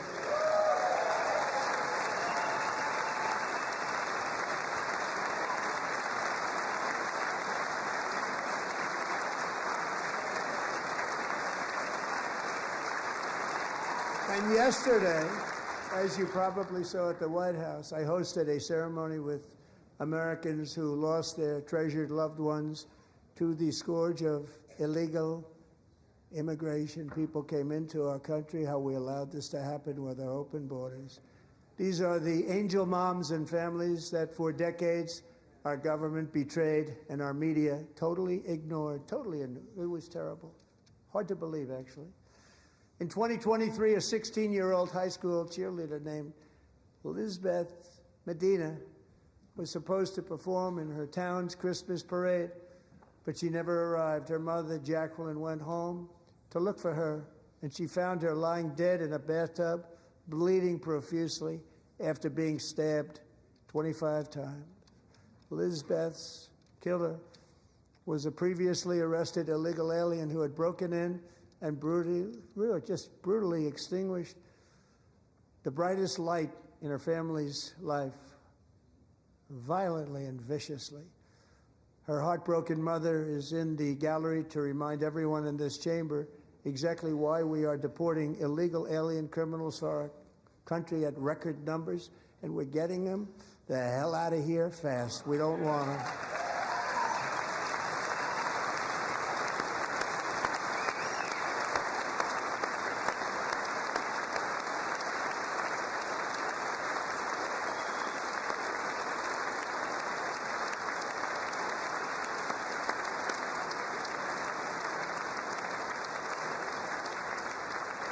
Thank you very much, Jacqueline. Thank you.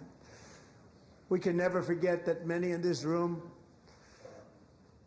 not only allowed the border invasion to happen before I got involved, but indeed they would do it all over again if they ever had the chance. If they ever got elected, they would open up those borders to some of the worst criminals anywhere in the world.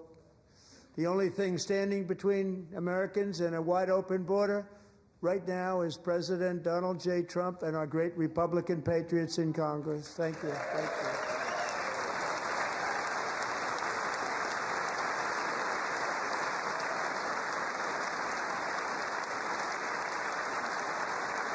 As we speak, Democrats in this chamber have cut off all funding for the Department of Homeland Security. It's all cut off. It's all cut off. They have instituted another Democrat shutdown, the first one costing us 2 points on GDP. 2 points we lost on GDP, which probably made them quite happy, actually. Now they have closed the agency responsible for protecting Americans from terrorists and murderers. Tonight I'm demanding the full and immediate restoration of all funding for the border security, homeland security of the United States, and also for helping people clean up their snow. We have no money because of the Democrats, and it would be nice, we'd love to give you a hand at cleaning it up, but you gave no money. Nobody's getting paid. It's a shame. So you have to think about it. We have, in case you didn't know, a pretty large snowstorm out there. One of the great things about the State of the Union is how it gives Americans the chance to see clearly what their representatives really believe. So tonight I'm inviting every legislator to join with my administration in reaffirming a fundamental principle. If you agree with this statement, then stand up and show your support. The first duty of the American government is to protect American citizens, not illegal aliens.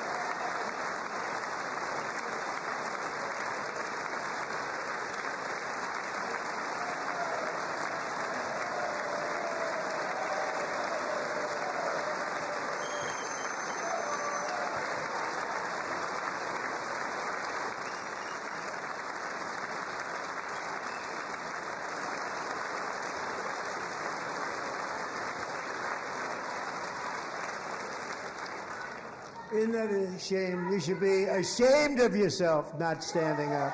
You should be ashamed of yourself.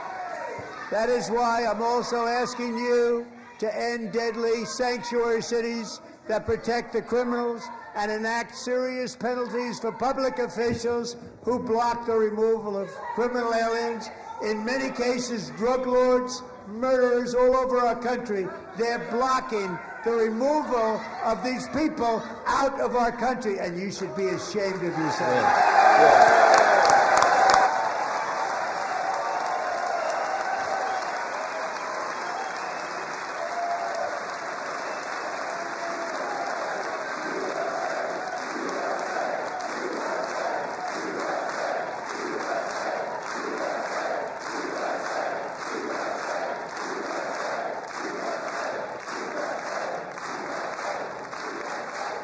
And perhaps most importantly, I'm asking you to approve the Save America Act.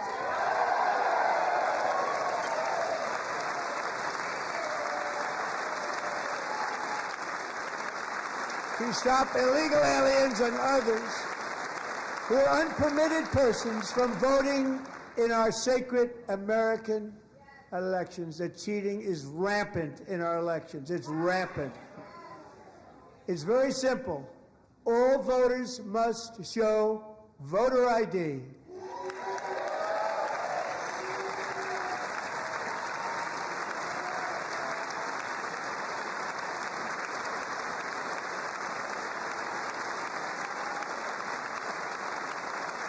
All voters must show proof of citizenship in order to vote.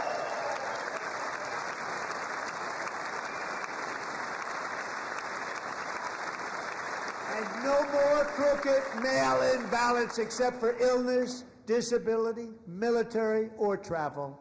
None.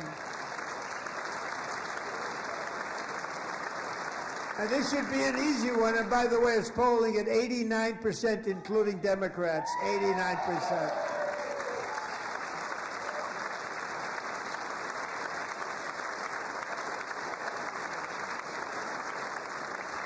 And even the new communist mayor of New York City, I think he's a nice guy, actually. Speak to him a lot. Bad policy, but nice guy. Just said they want people to shovel snow. They got hit hard. Wants them to shovel snow, but if you apply for that job, you need to show 2 original forms of ID and a Social Security card. Yet they don't want identification for the greatest privilege of them all, voting in America. No, it's no good. No good. Both Republicans and Democrats overwhelmingly agree on the policy that we just enunciated. And Congress should unite and enact this common sense, country-saving legislation right now, and it should be before anything else happens.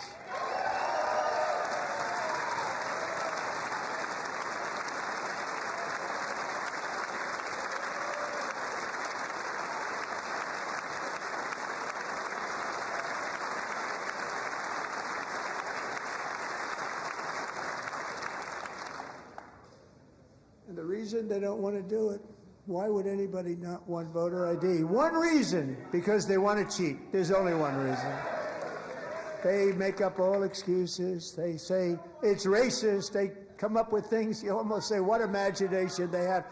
They want to cheat. They have cheated. And their policy is so bad that the only way they can get elected is to cheat. And we're going to stop it. We have to stop it, John.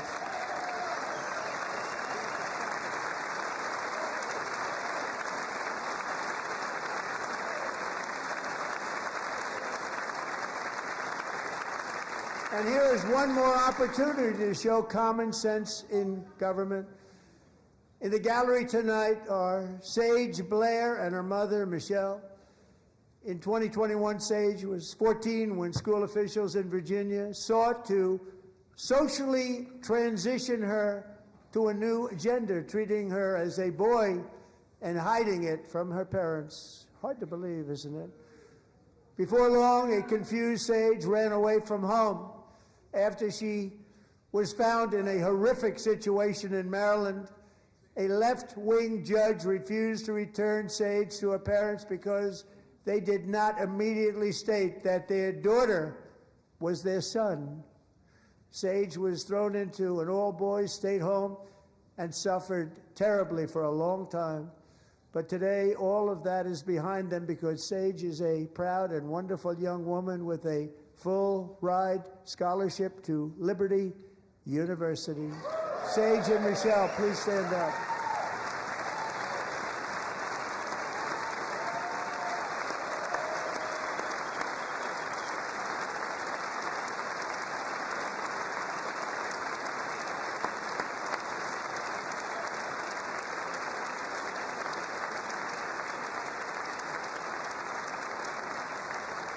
And thank you for your great bravery. And who can believe that we're even speaking about things like this? 15 years ago, if somebody was up here and said that, they'd say, what's wrong with him? But now we have to say it because it's going on all over numerous states without even telling the parents.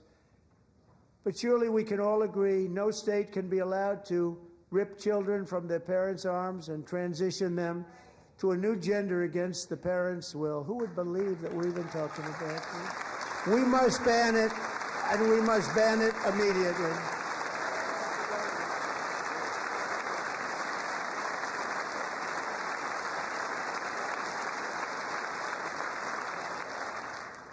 Look, nobody stands up.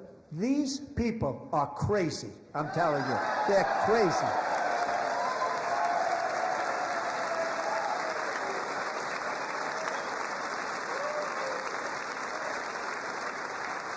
Amazing. Incredible. Boy, oh boy. We're lucky we have a country. With people like this, Democrats are destroying our country, but we've stopped it just in the nick of time, didn't we? Huh?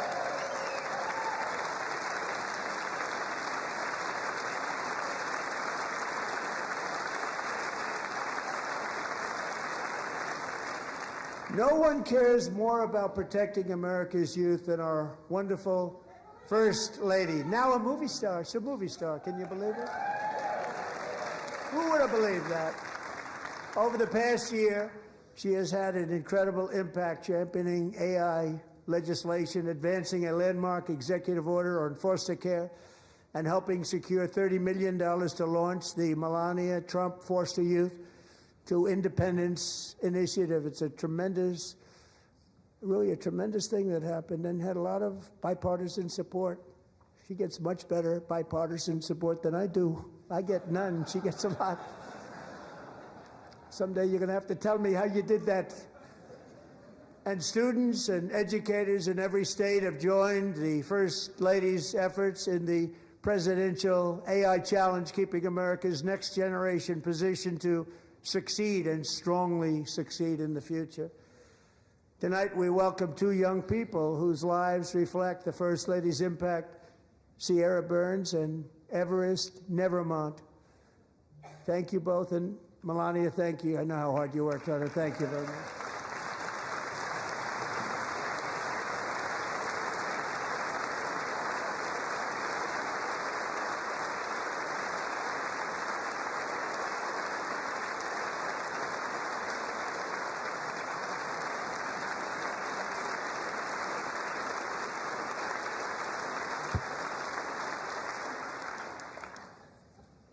I'm very proud to say that during my time in office, both the first 4 years and in particular this last year, there has been a tremendous renewal in religion, faith, Christianity, and belief in God. Tremendous renewal.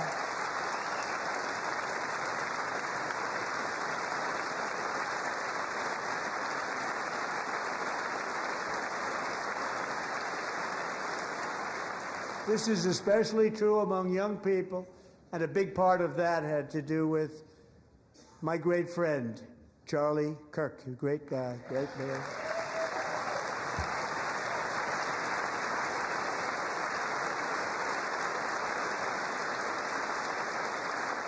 So last year, Charlie was violently murdered by an assassin and martyred, really martyred for his beliefs.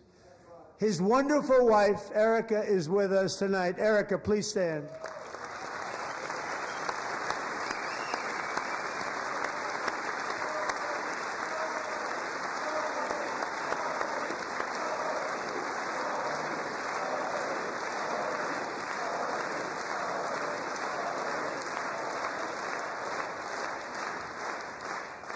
Thank you, Erica.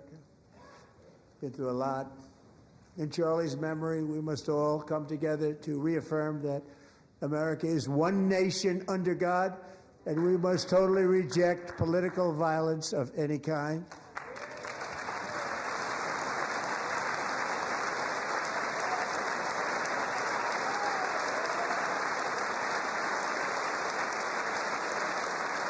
We love religion, and we love bringing it back, and it's coming back at levels that nobody actually thought possible. It's really a beautiful thing to see. Above all, unleashing America's promise requires keeping our communities safe. We have made incredible strides, yet dangerous repeat offenders continue to be released by pro-crime Democrat politicians again and again. We are honored to be joined tonight by a woman who's been through hell, Anya Zarutska.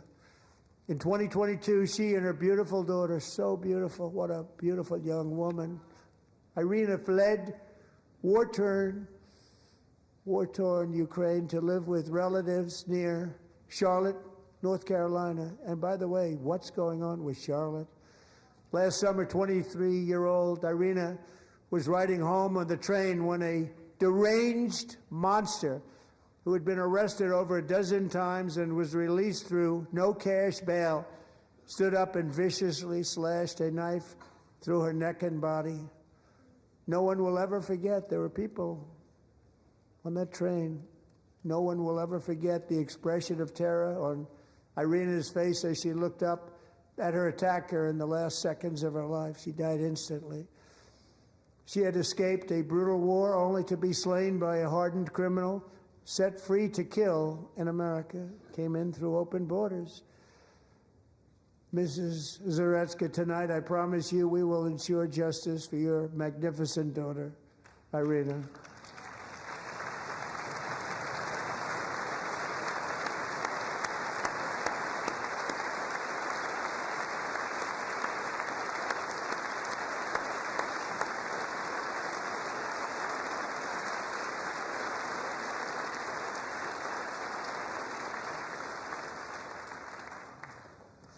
How do you not stand? How do you not stand?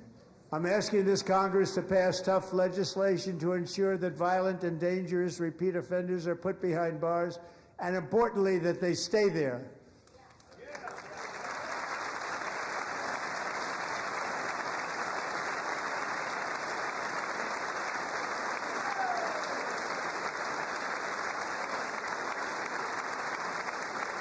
Starting last summer, I deployed our National Guard and federal law enforcement to restore law and order to our most dangerous cities, including Memphis, Tennessee, big success, New Orleans, Louisiana, big success, and our nation's capital itself, Washington, D.C., where we have almost no crime anymore in Washington, D.C. How did that happen?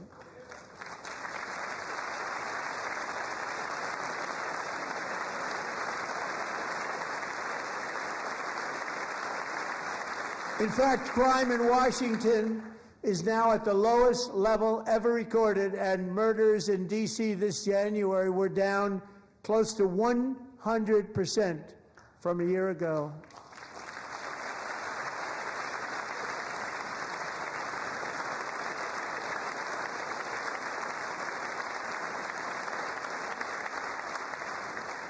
They don't like to hear that. One of the sick people, one of the brave service members who helped achieve this stunning turnaround was 20-year-old West Virginia Army National Guard Specialist Sarah Beckstrom. After a 4-month deployment, she voluntarily extended her service, and her rank was going to be lifted. She was doing so well. They were so proud of her. But the very next day, she was on patrol near the White House when she was ambushed and shot in the head by a terrorist monster from Afghanistan. Shouldn't have been in our country. And all because she wore the uniform of our nation, she was shot. He traveled here because he didn't like people wearing our uniform. He was sick and deranged, shouldn't have been in our country. Sarah Beckstrom died in order to defend our capital, and we are honored to be joined by her wonderful parents, Gary and Evalie. Your daughter was a true American patriot, and she will be greatly missed. She was a great person. I saw reports on her. They've never seen anything like her.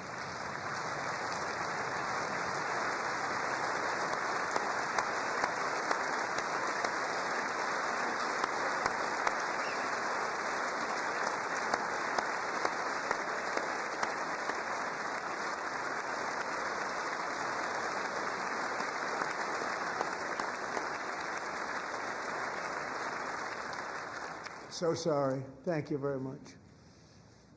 A great young lady. I saw reports that were like Perfect. She was perfect. Serving alongside Sarah that day was Staff Sergeant Andrew Wolf. The terrorist shot Andrew in the head, and no one thought he could possibly make it. The two of them, Sarah and Andrew, both shot violently in the head. Neither was expected to make it. They weren't even given a chance, except his wonderful mother, named Melody, who I spoke to the same night, and she was so positive. The doctors thought that Andrew was gone, but his mother said, no, Mr. President, Andrew will be fine. He's going to make it. I've never seen anything like it. I mean, he was given almost no chance. She said, I have no doubt, sir, he's going to be okay. This was a conversation that I had with her that night, with her son laying helplessly in bed, blood all over. Everybody is praying, she said, sir, he will be okay. The doctors didn't understand what she was saying, and after looking at the results of the damage done, neither did I. She was so strong and conclusive that even Andrew's great father felt she didn't really understand the gravity of the situation. But she turned out to be right. Right, Melody? She turned out to be right.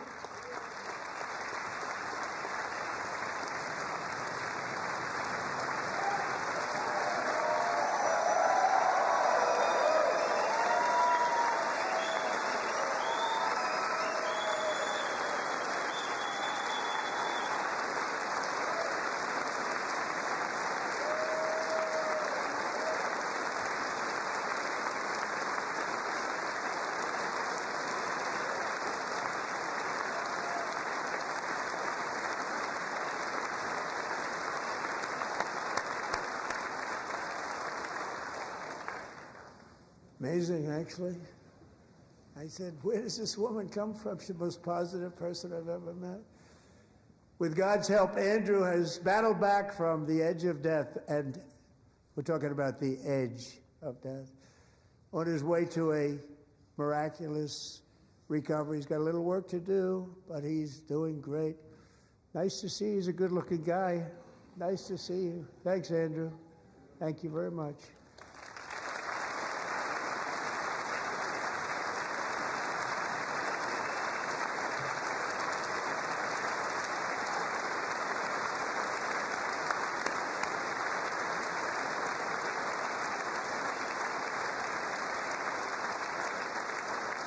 So, Andrew, while you're up, now I'm going to ask a highly respected General James Seward to present Staff Sergeant Andrew Wolf and the great family of Sarah Beckstrom with the award created by our late, great President George Washington himself. It's called the Purple Heart.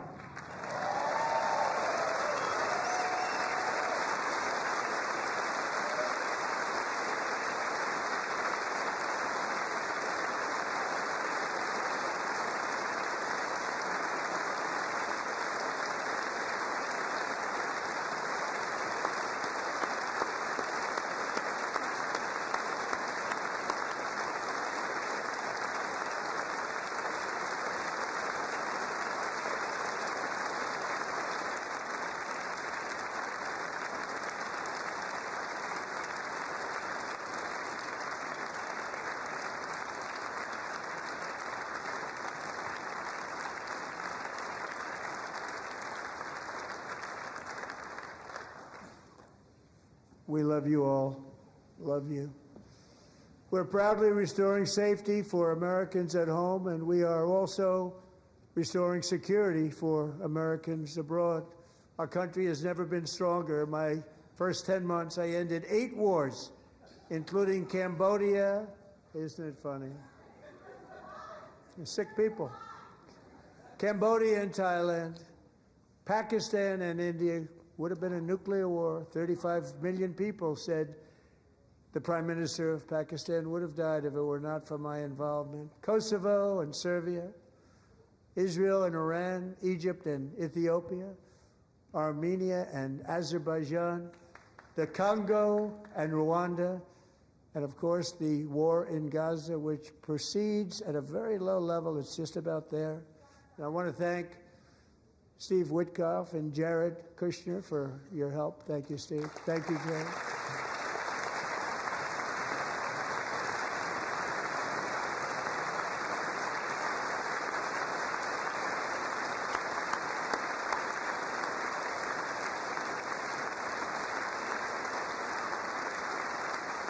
And I also want to thank the man they report to, Secretary of State Marco Rubio. Thank you, Marco.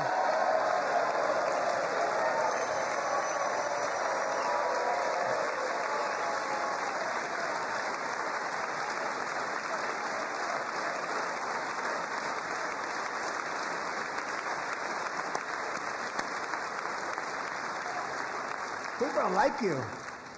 You know, Marco got 100% of the votes when he was in confirmation. I think our next one was about 54%. And some of the Democrats are now saying, I can't believe we approved that guy. And he said it's an honor that they feel that way, right, Marco? You have done a great job, great Secretary of State. I think he'll go down as the best ever.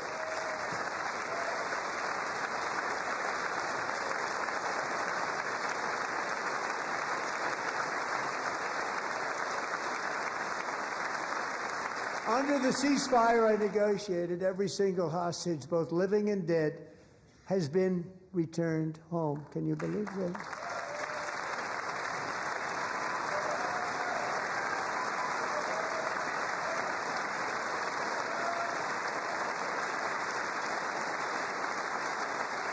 Nobody thought it was possible. Nobody thought that was possible. Both living and dead. And those parents who had a dead son, their boy, they'd always tell me their boy, they wanted him as much as though he were living. That was an amazing period of time. And they came back, and when we got all of the living hostages back, and many, many before them, but I always said those last 20 are going to be very tough, but we got many, many more, hundreds. But I said those last 20 are going to be tough. We got them back. But we only got back 14 or 15 of the dead of the 28.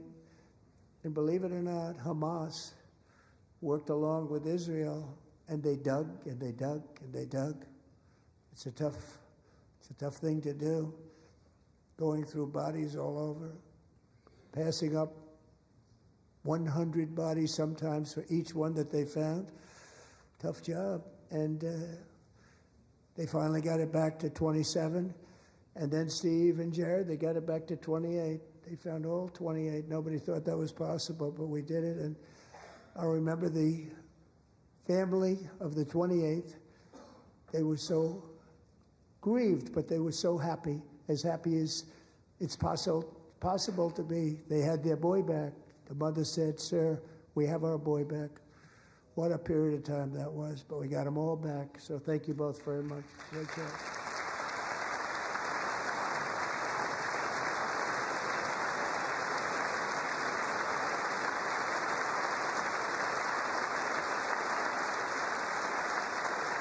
And we're working very hard to end the ninth war, the killing and slaughter between Russia and Ukraine, where 25,000 soldiers are dying each and every month. Think of that, 25,000 soldiers are dying a month. A war which would have never happened if I were president, would have never happened. As president, I will make peace wherever I can, but I will never hesitate to confront threats to America wherever we must.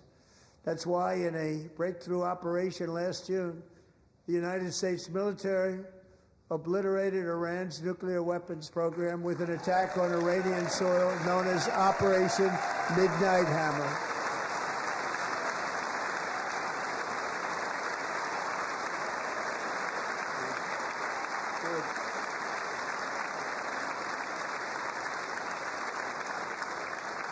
For decades, it had been the policy of the United States never to allow Iran to obtain a nuclear weapon. Many decades. Since they seized control of that proud nation 47 years ago, the regime and its murderous proxies have spread nothing but terrorism and death and hate. They've killed and maimed thousands of American service members and hundreds of thousands and even millions of people. with what's called roadside bombs. They were the kings of the roadside bomb. And we took out Soleimani. I did that during my first term. Had a huge impact. He was the father of the roadside bomb.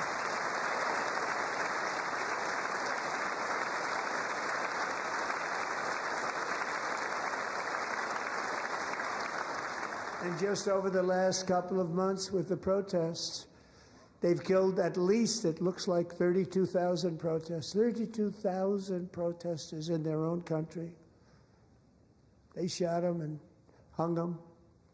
We stopped them from hanging a lot of them with the threat of serious violence. But this is some terrible people.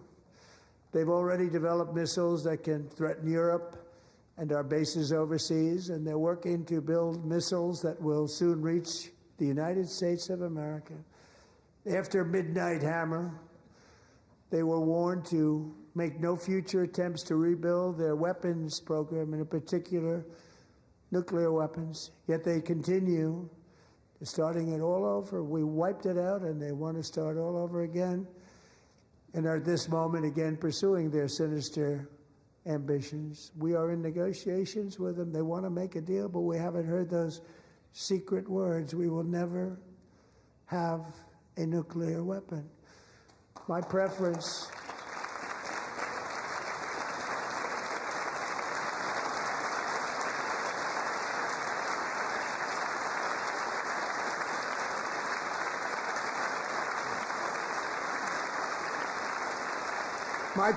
is to solve this problem through diplomacy. But one thing is certain, I will never allow the world's #1 sponsor of terror, which they are by far, to have a nuclear weapon. Can't let that happen.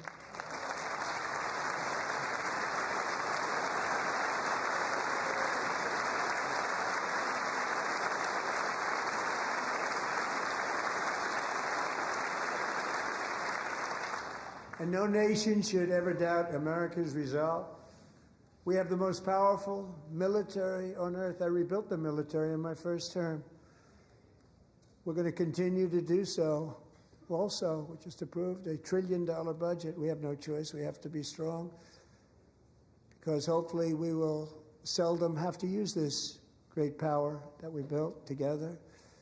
It's really called peace through strength, and it's been very, very effective.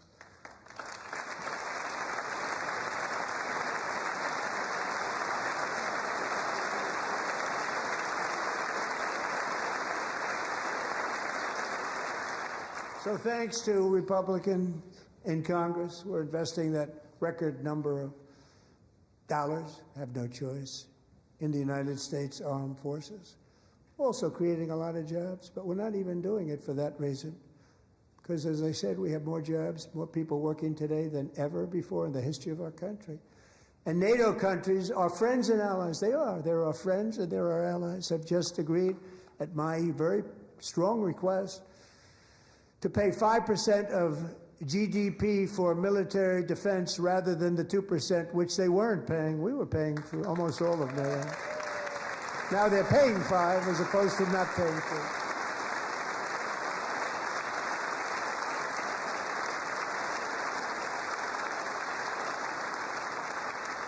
And getting that 5% was something which everyone said would never be done, could not happen. We got it really easily with one meeting. And big difference between 2% that's not paid. We were paying the freight of many of them. Very few were paid up. Now 5%, then they're paid. And everything we send over to Ukraine is sent through NATO, and they pay us in full. They pay us totally in full. Every branch of our armed forces is setting records for recruitment. This is so exciting. And every service member recently.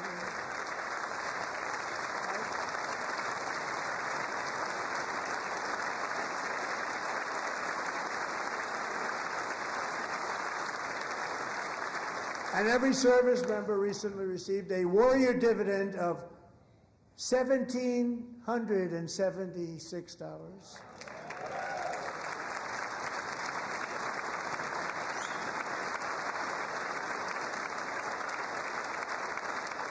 You know, they put it on my desk. We got the money from tariffs and other things, a lot of money we have. We have much more money than people understand. Have to rebuild that program a little bit, but it won't take long. But we got the money, and it was $1,775, and they wanted my approval.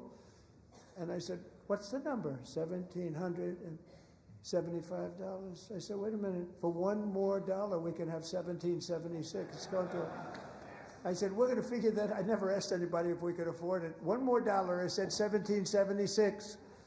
And I said, that's good. And I'll tell you what, our military, that was 4 months ago, our military, I never see a person in the military that doesn't thank me for it, so we're honored to do it. They deserve it. And we call it 1776. It was great. And we love our military. We love our law enforcement. We love our firemen. You know, the firemen don't get mentioned enough. We love our firemen. We're also...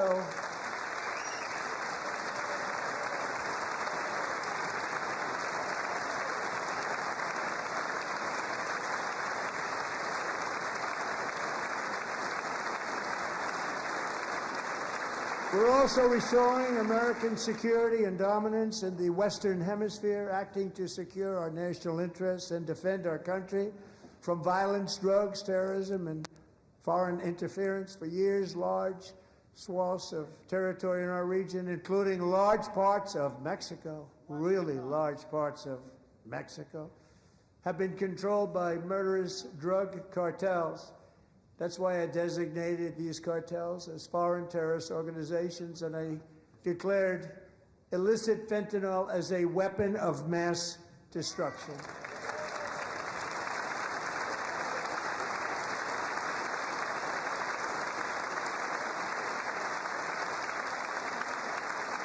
And with our new military campaign, we have stopped record amounts of drugs coming into our country and virtually stopped it completely coming in by water or sea. You probably noticed that. We very seriously damaged their fishing industry also. Nobody wants to go fishing anymore. We've also taken down one of the most sinister cartel kingpins of all. You saw that yesterday.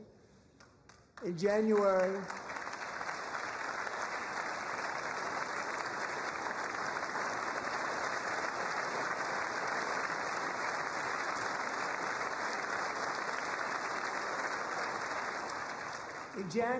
elite American warriors carried out one of the most complex, spectacular feats of military competence and power in world history. No one's seen anything like it. Foreign leaders, I won't tell you who, called me and they said, very impressive, very impressive.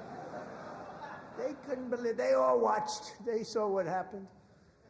This is a different fighting force that we had years ago when we fought to tie. You know, it's a great fighting force. I'm so proud of it. Look at Space Force. Space Force is my baby, because we did that. My baby is becoming so important.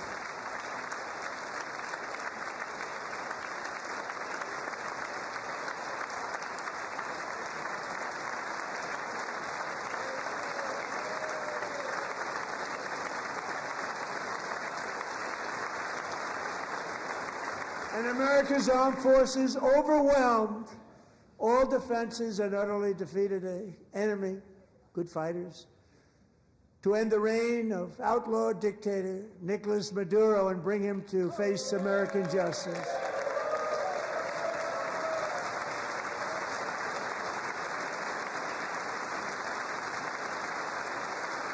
And this was an absolutely colossal victory for the security of the United States, and it also opens up a bright new beginning for the people of Venezuela.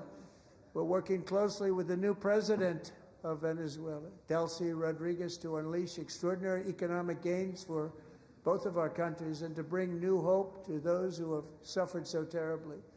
They really did suffer. With us tonight is Alejandro Gonzalez. He grew up in a tight-knit Venezuelan family and was especially close to her beloved uncle Enrique. But after Enrique ran for office and opposed Maduro, he was kidnapped by Maduro's security forces and thrown into the regime's really infamous prison in Caracas. Alejandro feared she would never see her uncle again. She feared for her own life also. But since the raid, we have worked with the new leadership, and they have ordered the closure of that vile prison and released hundreds of political prisoners already, with more to come. Alejandro, I'm pleased to inform you that not only has your uncle been released, but he is here tonight. We brought him over to celebrate his freedom with you in person. Enrique, please come down.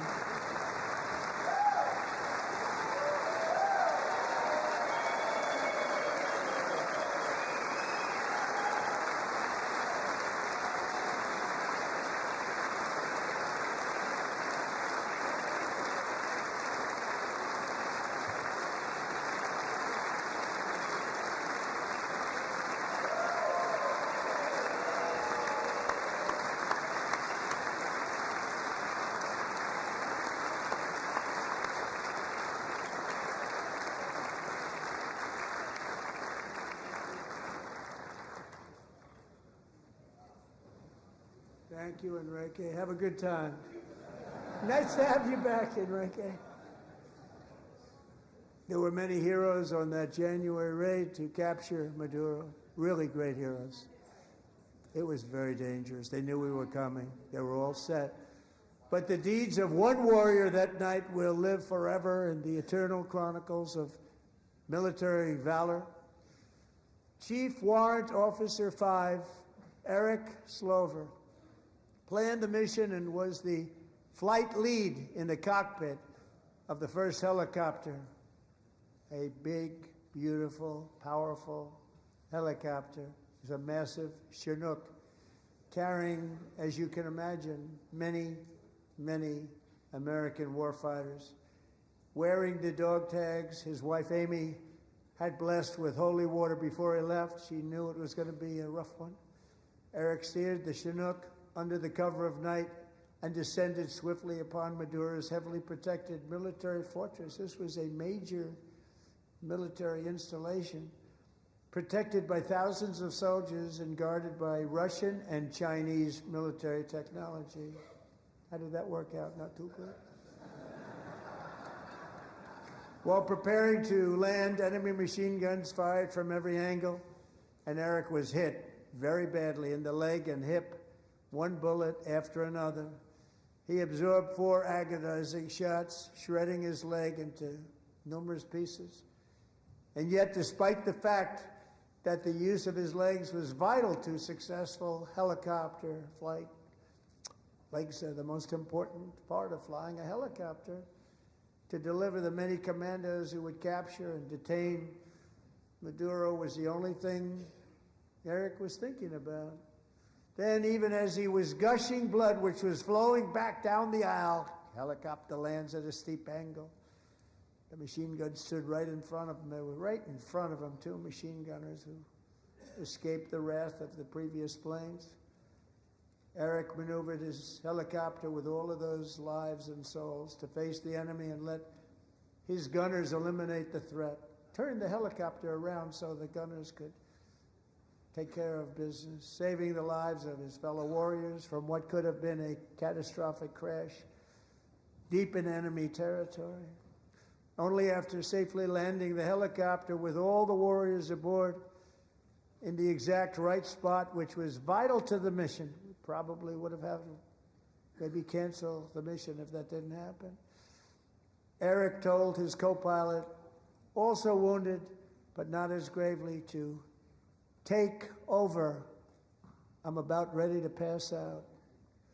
The success of the entire mission and the lives of his fellow warriors hinge on Eric's ability to take searing pain. It was unbelievable what's happened to his legs of the bullets and keep on flying and landing, and people knew what was happening. Everybody in the back of the helicopter knew because they saw the blood pouring down the aisle.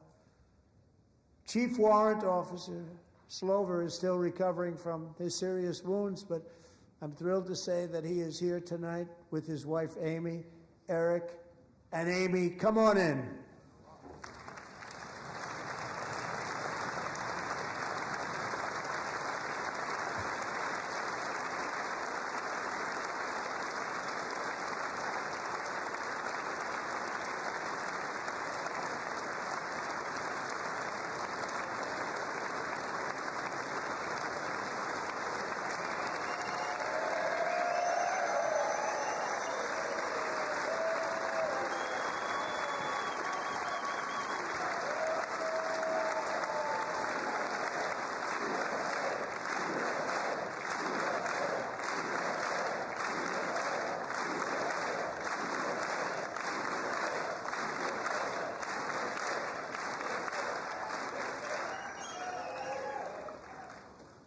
So we have a surprise for Eric and Amy.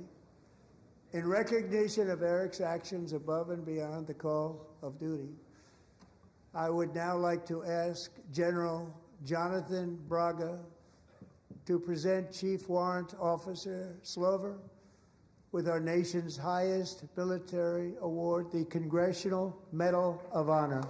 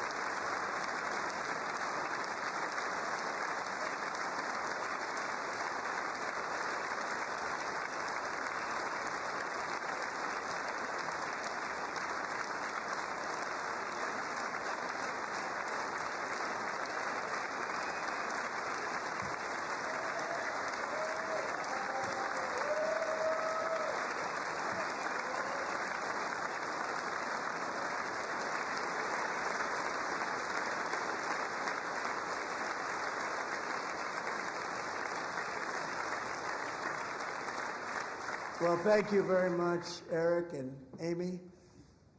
Great to get to know you. I met with them and with a lot of their fellow warriors at Fort Bragg recently. You notice the name Fort Bragg, we have it back, we brought it back. We won the First World War with it, the Second World War with it, and then they decided to change the name. So we changed it back. Everybody wanted to change back too. And 10 of Eric's fellow warriors from that incredible night of victory will also be receiving medals at a private ceremony that will soon be held at the White House. And Eric will be there. Thank you.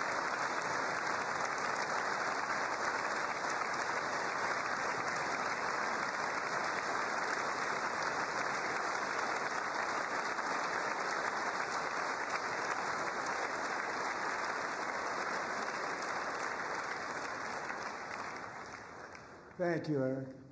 That's a big one. Tonight we've celebrated many truly extraordinary American patriots, but there is one last living legend to honor before we go. He is one more heroic American aviator, Navy fighter pilot. Royce Williams served in World War II, Korea, Vietnam, flying more than 220 missions. In the skies over Korea in 1952, Royce was in the dogfight of a lifetime, legendary dogfight. Flying through blizzard conditions, his squadron was ambushed by 7 Soviet fighter planes. It was his first aerial combat of the war, and despite being massively outnumbered and outgunned, Royce led the takedown of 4 enemy jets and almost destroyed the others, vanquishing his adversaries while taking 263 bullets to his own plane and being seriously hurt. His story was secret for over 50 years. He didn't even want to tell his wife, but the legend grew and grew. But tonight, at 100 years old, this brave Navy captain is finally getting the recognition he deserves. He was a legend long before this evening. Royce, please stand up, and I will ask the First Lady of the United States to present Captain Royce Williams with his Congressional Medal of Honor.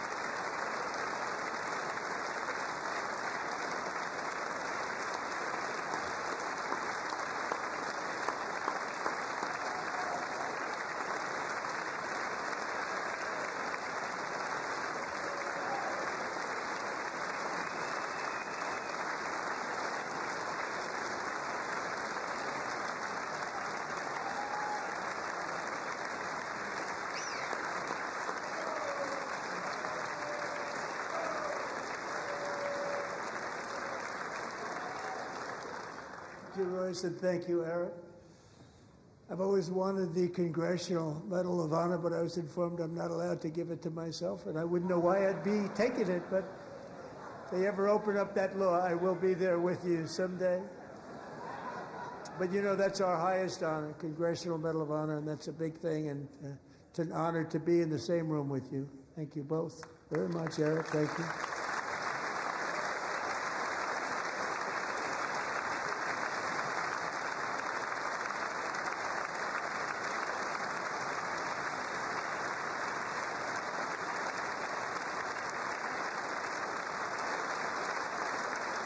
Thank you. 250 years is a long time in the life of a nation, but in another sense, it's really a mere moment in the eye of history. Two of the gentlemen we met in the gallery this evening took their first breaths 1 century ago, 100 years before that, on July 4th, 1826, the author of the Declaration of Independence, brilliant, Thomas Jefferson, drew his last breath. Just a single long human lifespan separates the giants who declared and won our independence from the heroes who stand among us tonight. Everything our nation has done, everything we have achieved, has been the work of those few great lifetimes. In those brief chapters, Americans built this nation from 13 humble colonies into the pinnacle of human civilization and human freedom, the strongest, wealthiest, most powerful, most successful nation in all of history. Americans ventured out across the daunting and dangerous continent. We carved paths through an unforgiving wilderness, settled a boundless frontier, and tamed the beautiful but very, very dangerous Wild West. From empty marshes and wide open plains, we raised up the world's greatest cities. Together we mastered the world's mightiest industries and shattered history's monstrous tyrannies. And we liberated millions from the chains of fascism, communism, oppression, and terror. Americans lifted humanity into the skies on the wings of aluminum and steel.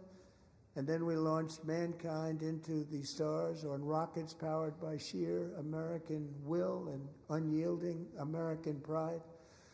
We wired the globe with our ingenuity. We captivated the planet with American culture. And now we are pioneering the next great American breakthroughs that will change the entire world. All of this and so much more is the enduring legacy, unmatched glory of the hardworking patriots who built and defended this country and who still carry the hopes and freedoms on all of humanity's backs. For years they were forgotten, betrayed, and cast aside, but that great betrayal is over and they will never be forgotten again, because when the world needs courage, daring, vision, and inspiration, it is still turning to America. And when God needs a nation to work his miracles, he knows exactly who to ask. There is no challenge Americans cannot overcome, no frontier too vast for us to conquer, no dream too bold for us to chase, no horizon too distant for us to claim. For our destiny is written by the hand of providence, and these first 250 years were just the beginning. From the rugged border towns of Texas to the heartland villages of Michigan, from the sun-kissed shores of Florida to the endless fields of the Dakotas, and from the historic streets of Philadelphia to right here in our nation's capital, Washington, D.C., the golden age of America is upon us. The revolution that began in 1776 has not ended. It still continues because the flame of liberty and independence still burns in the heart of every American patriot. And our future will be bigger, better, brighter, bolder, and more glorious than ever before. Thank you, God bless you, and God bless America.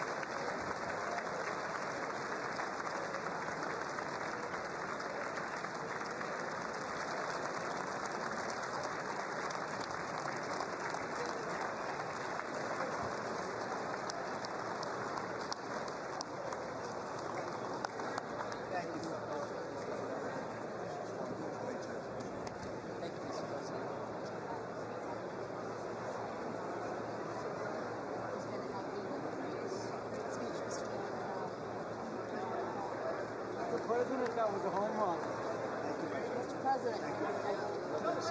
Hey. Okay.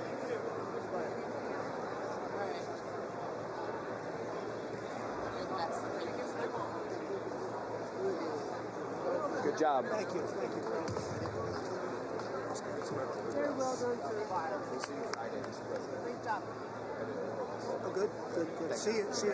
Thank you. Well done. God bless you. Good job, Mr. President. Good job. Thank you. Excellent speech, Mr. President. Absolutely. Thank you. Mr. President. Mr. President. Thank you. That's happened. Mr. President. Oh, thanks. Thank you. Where are you going, man?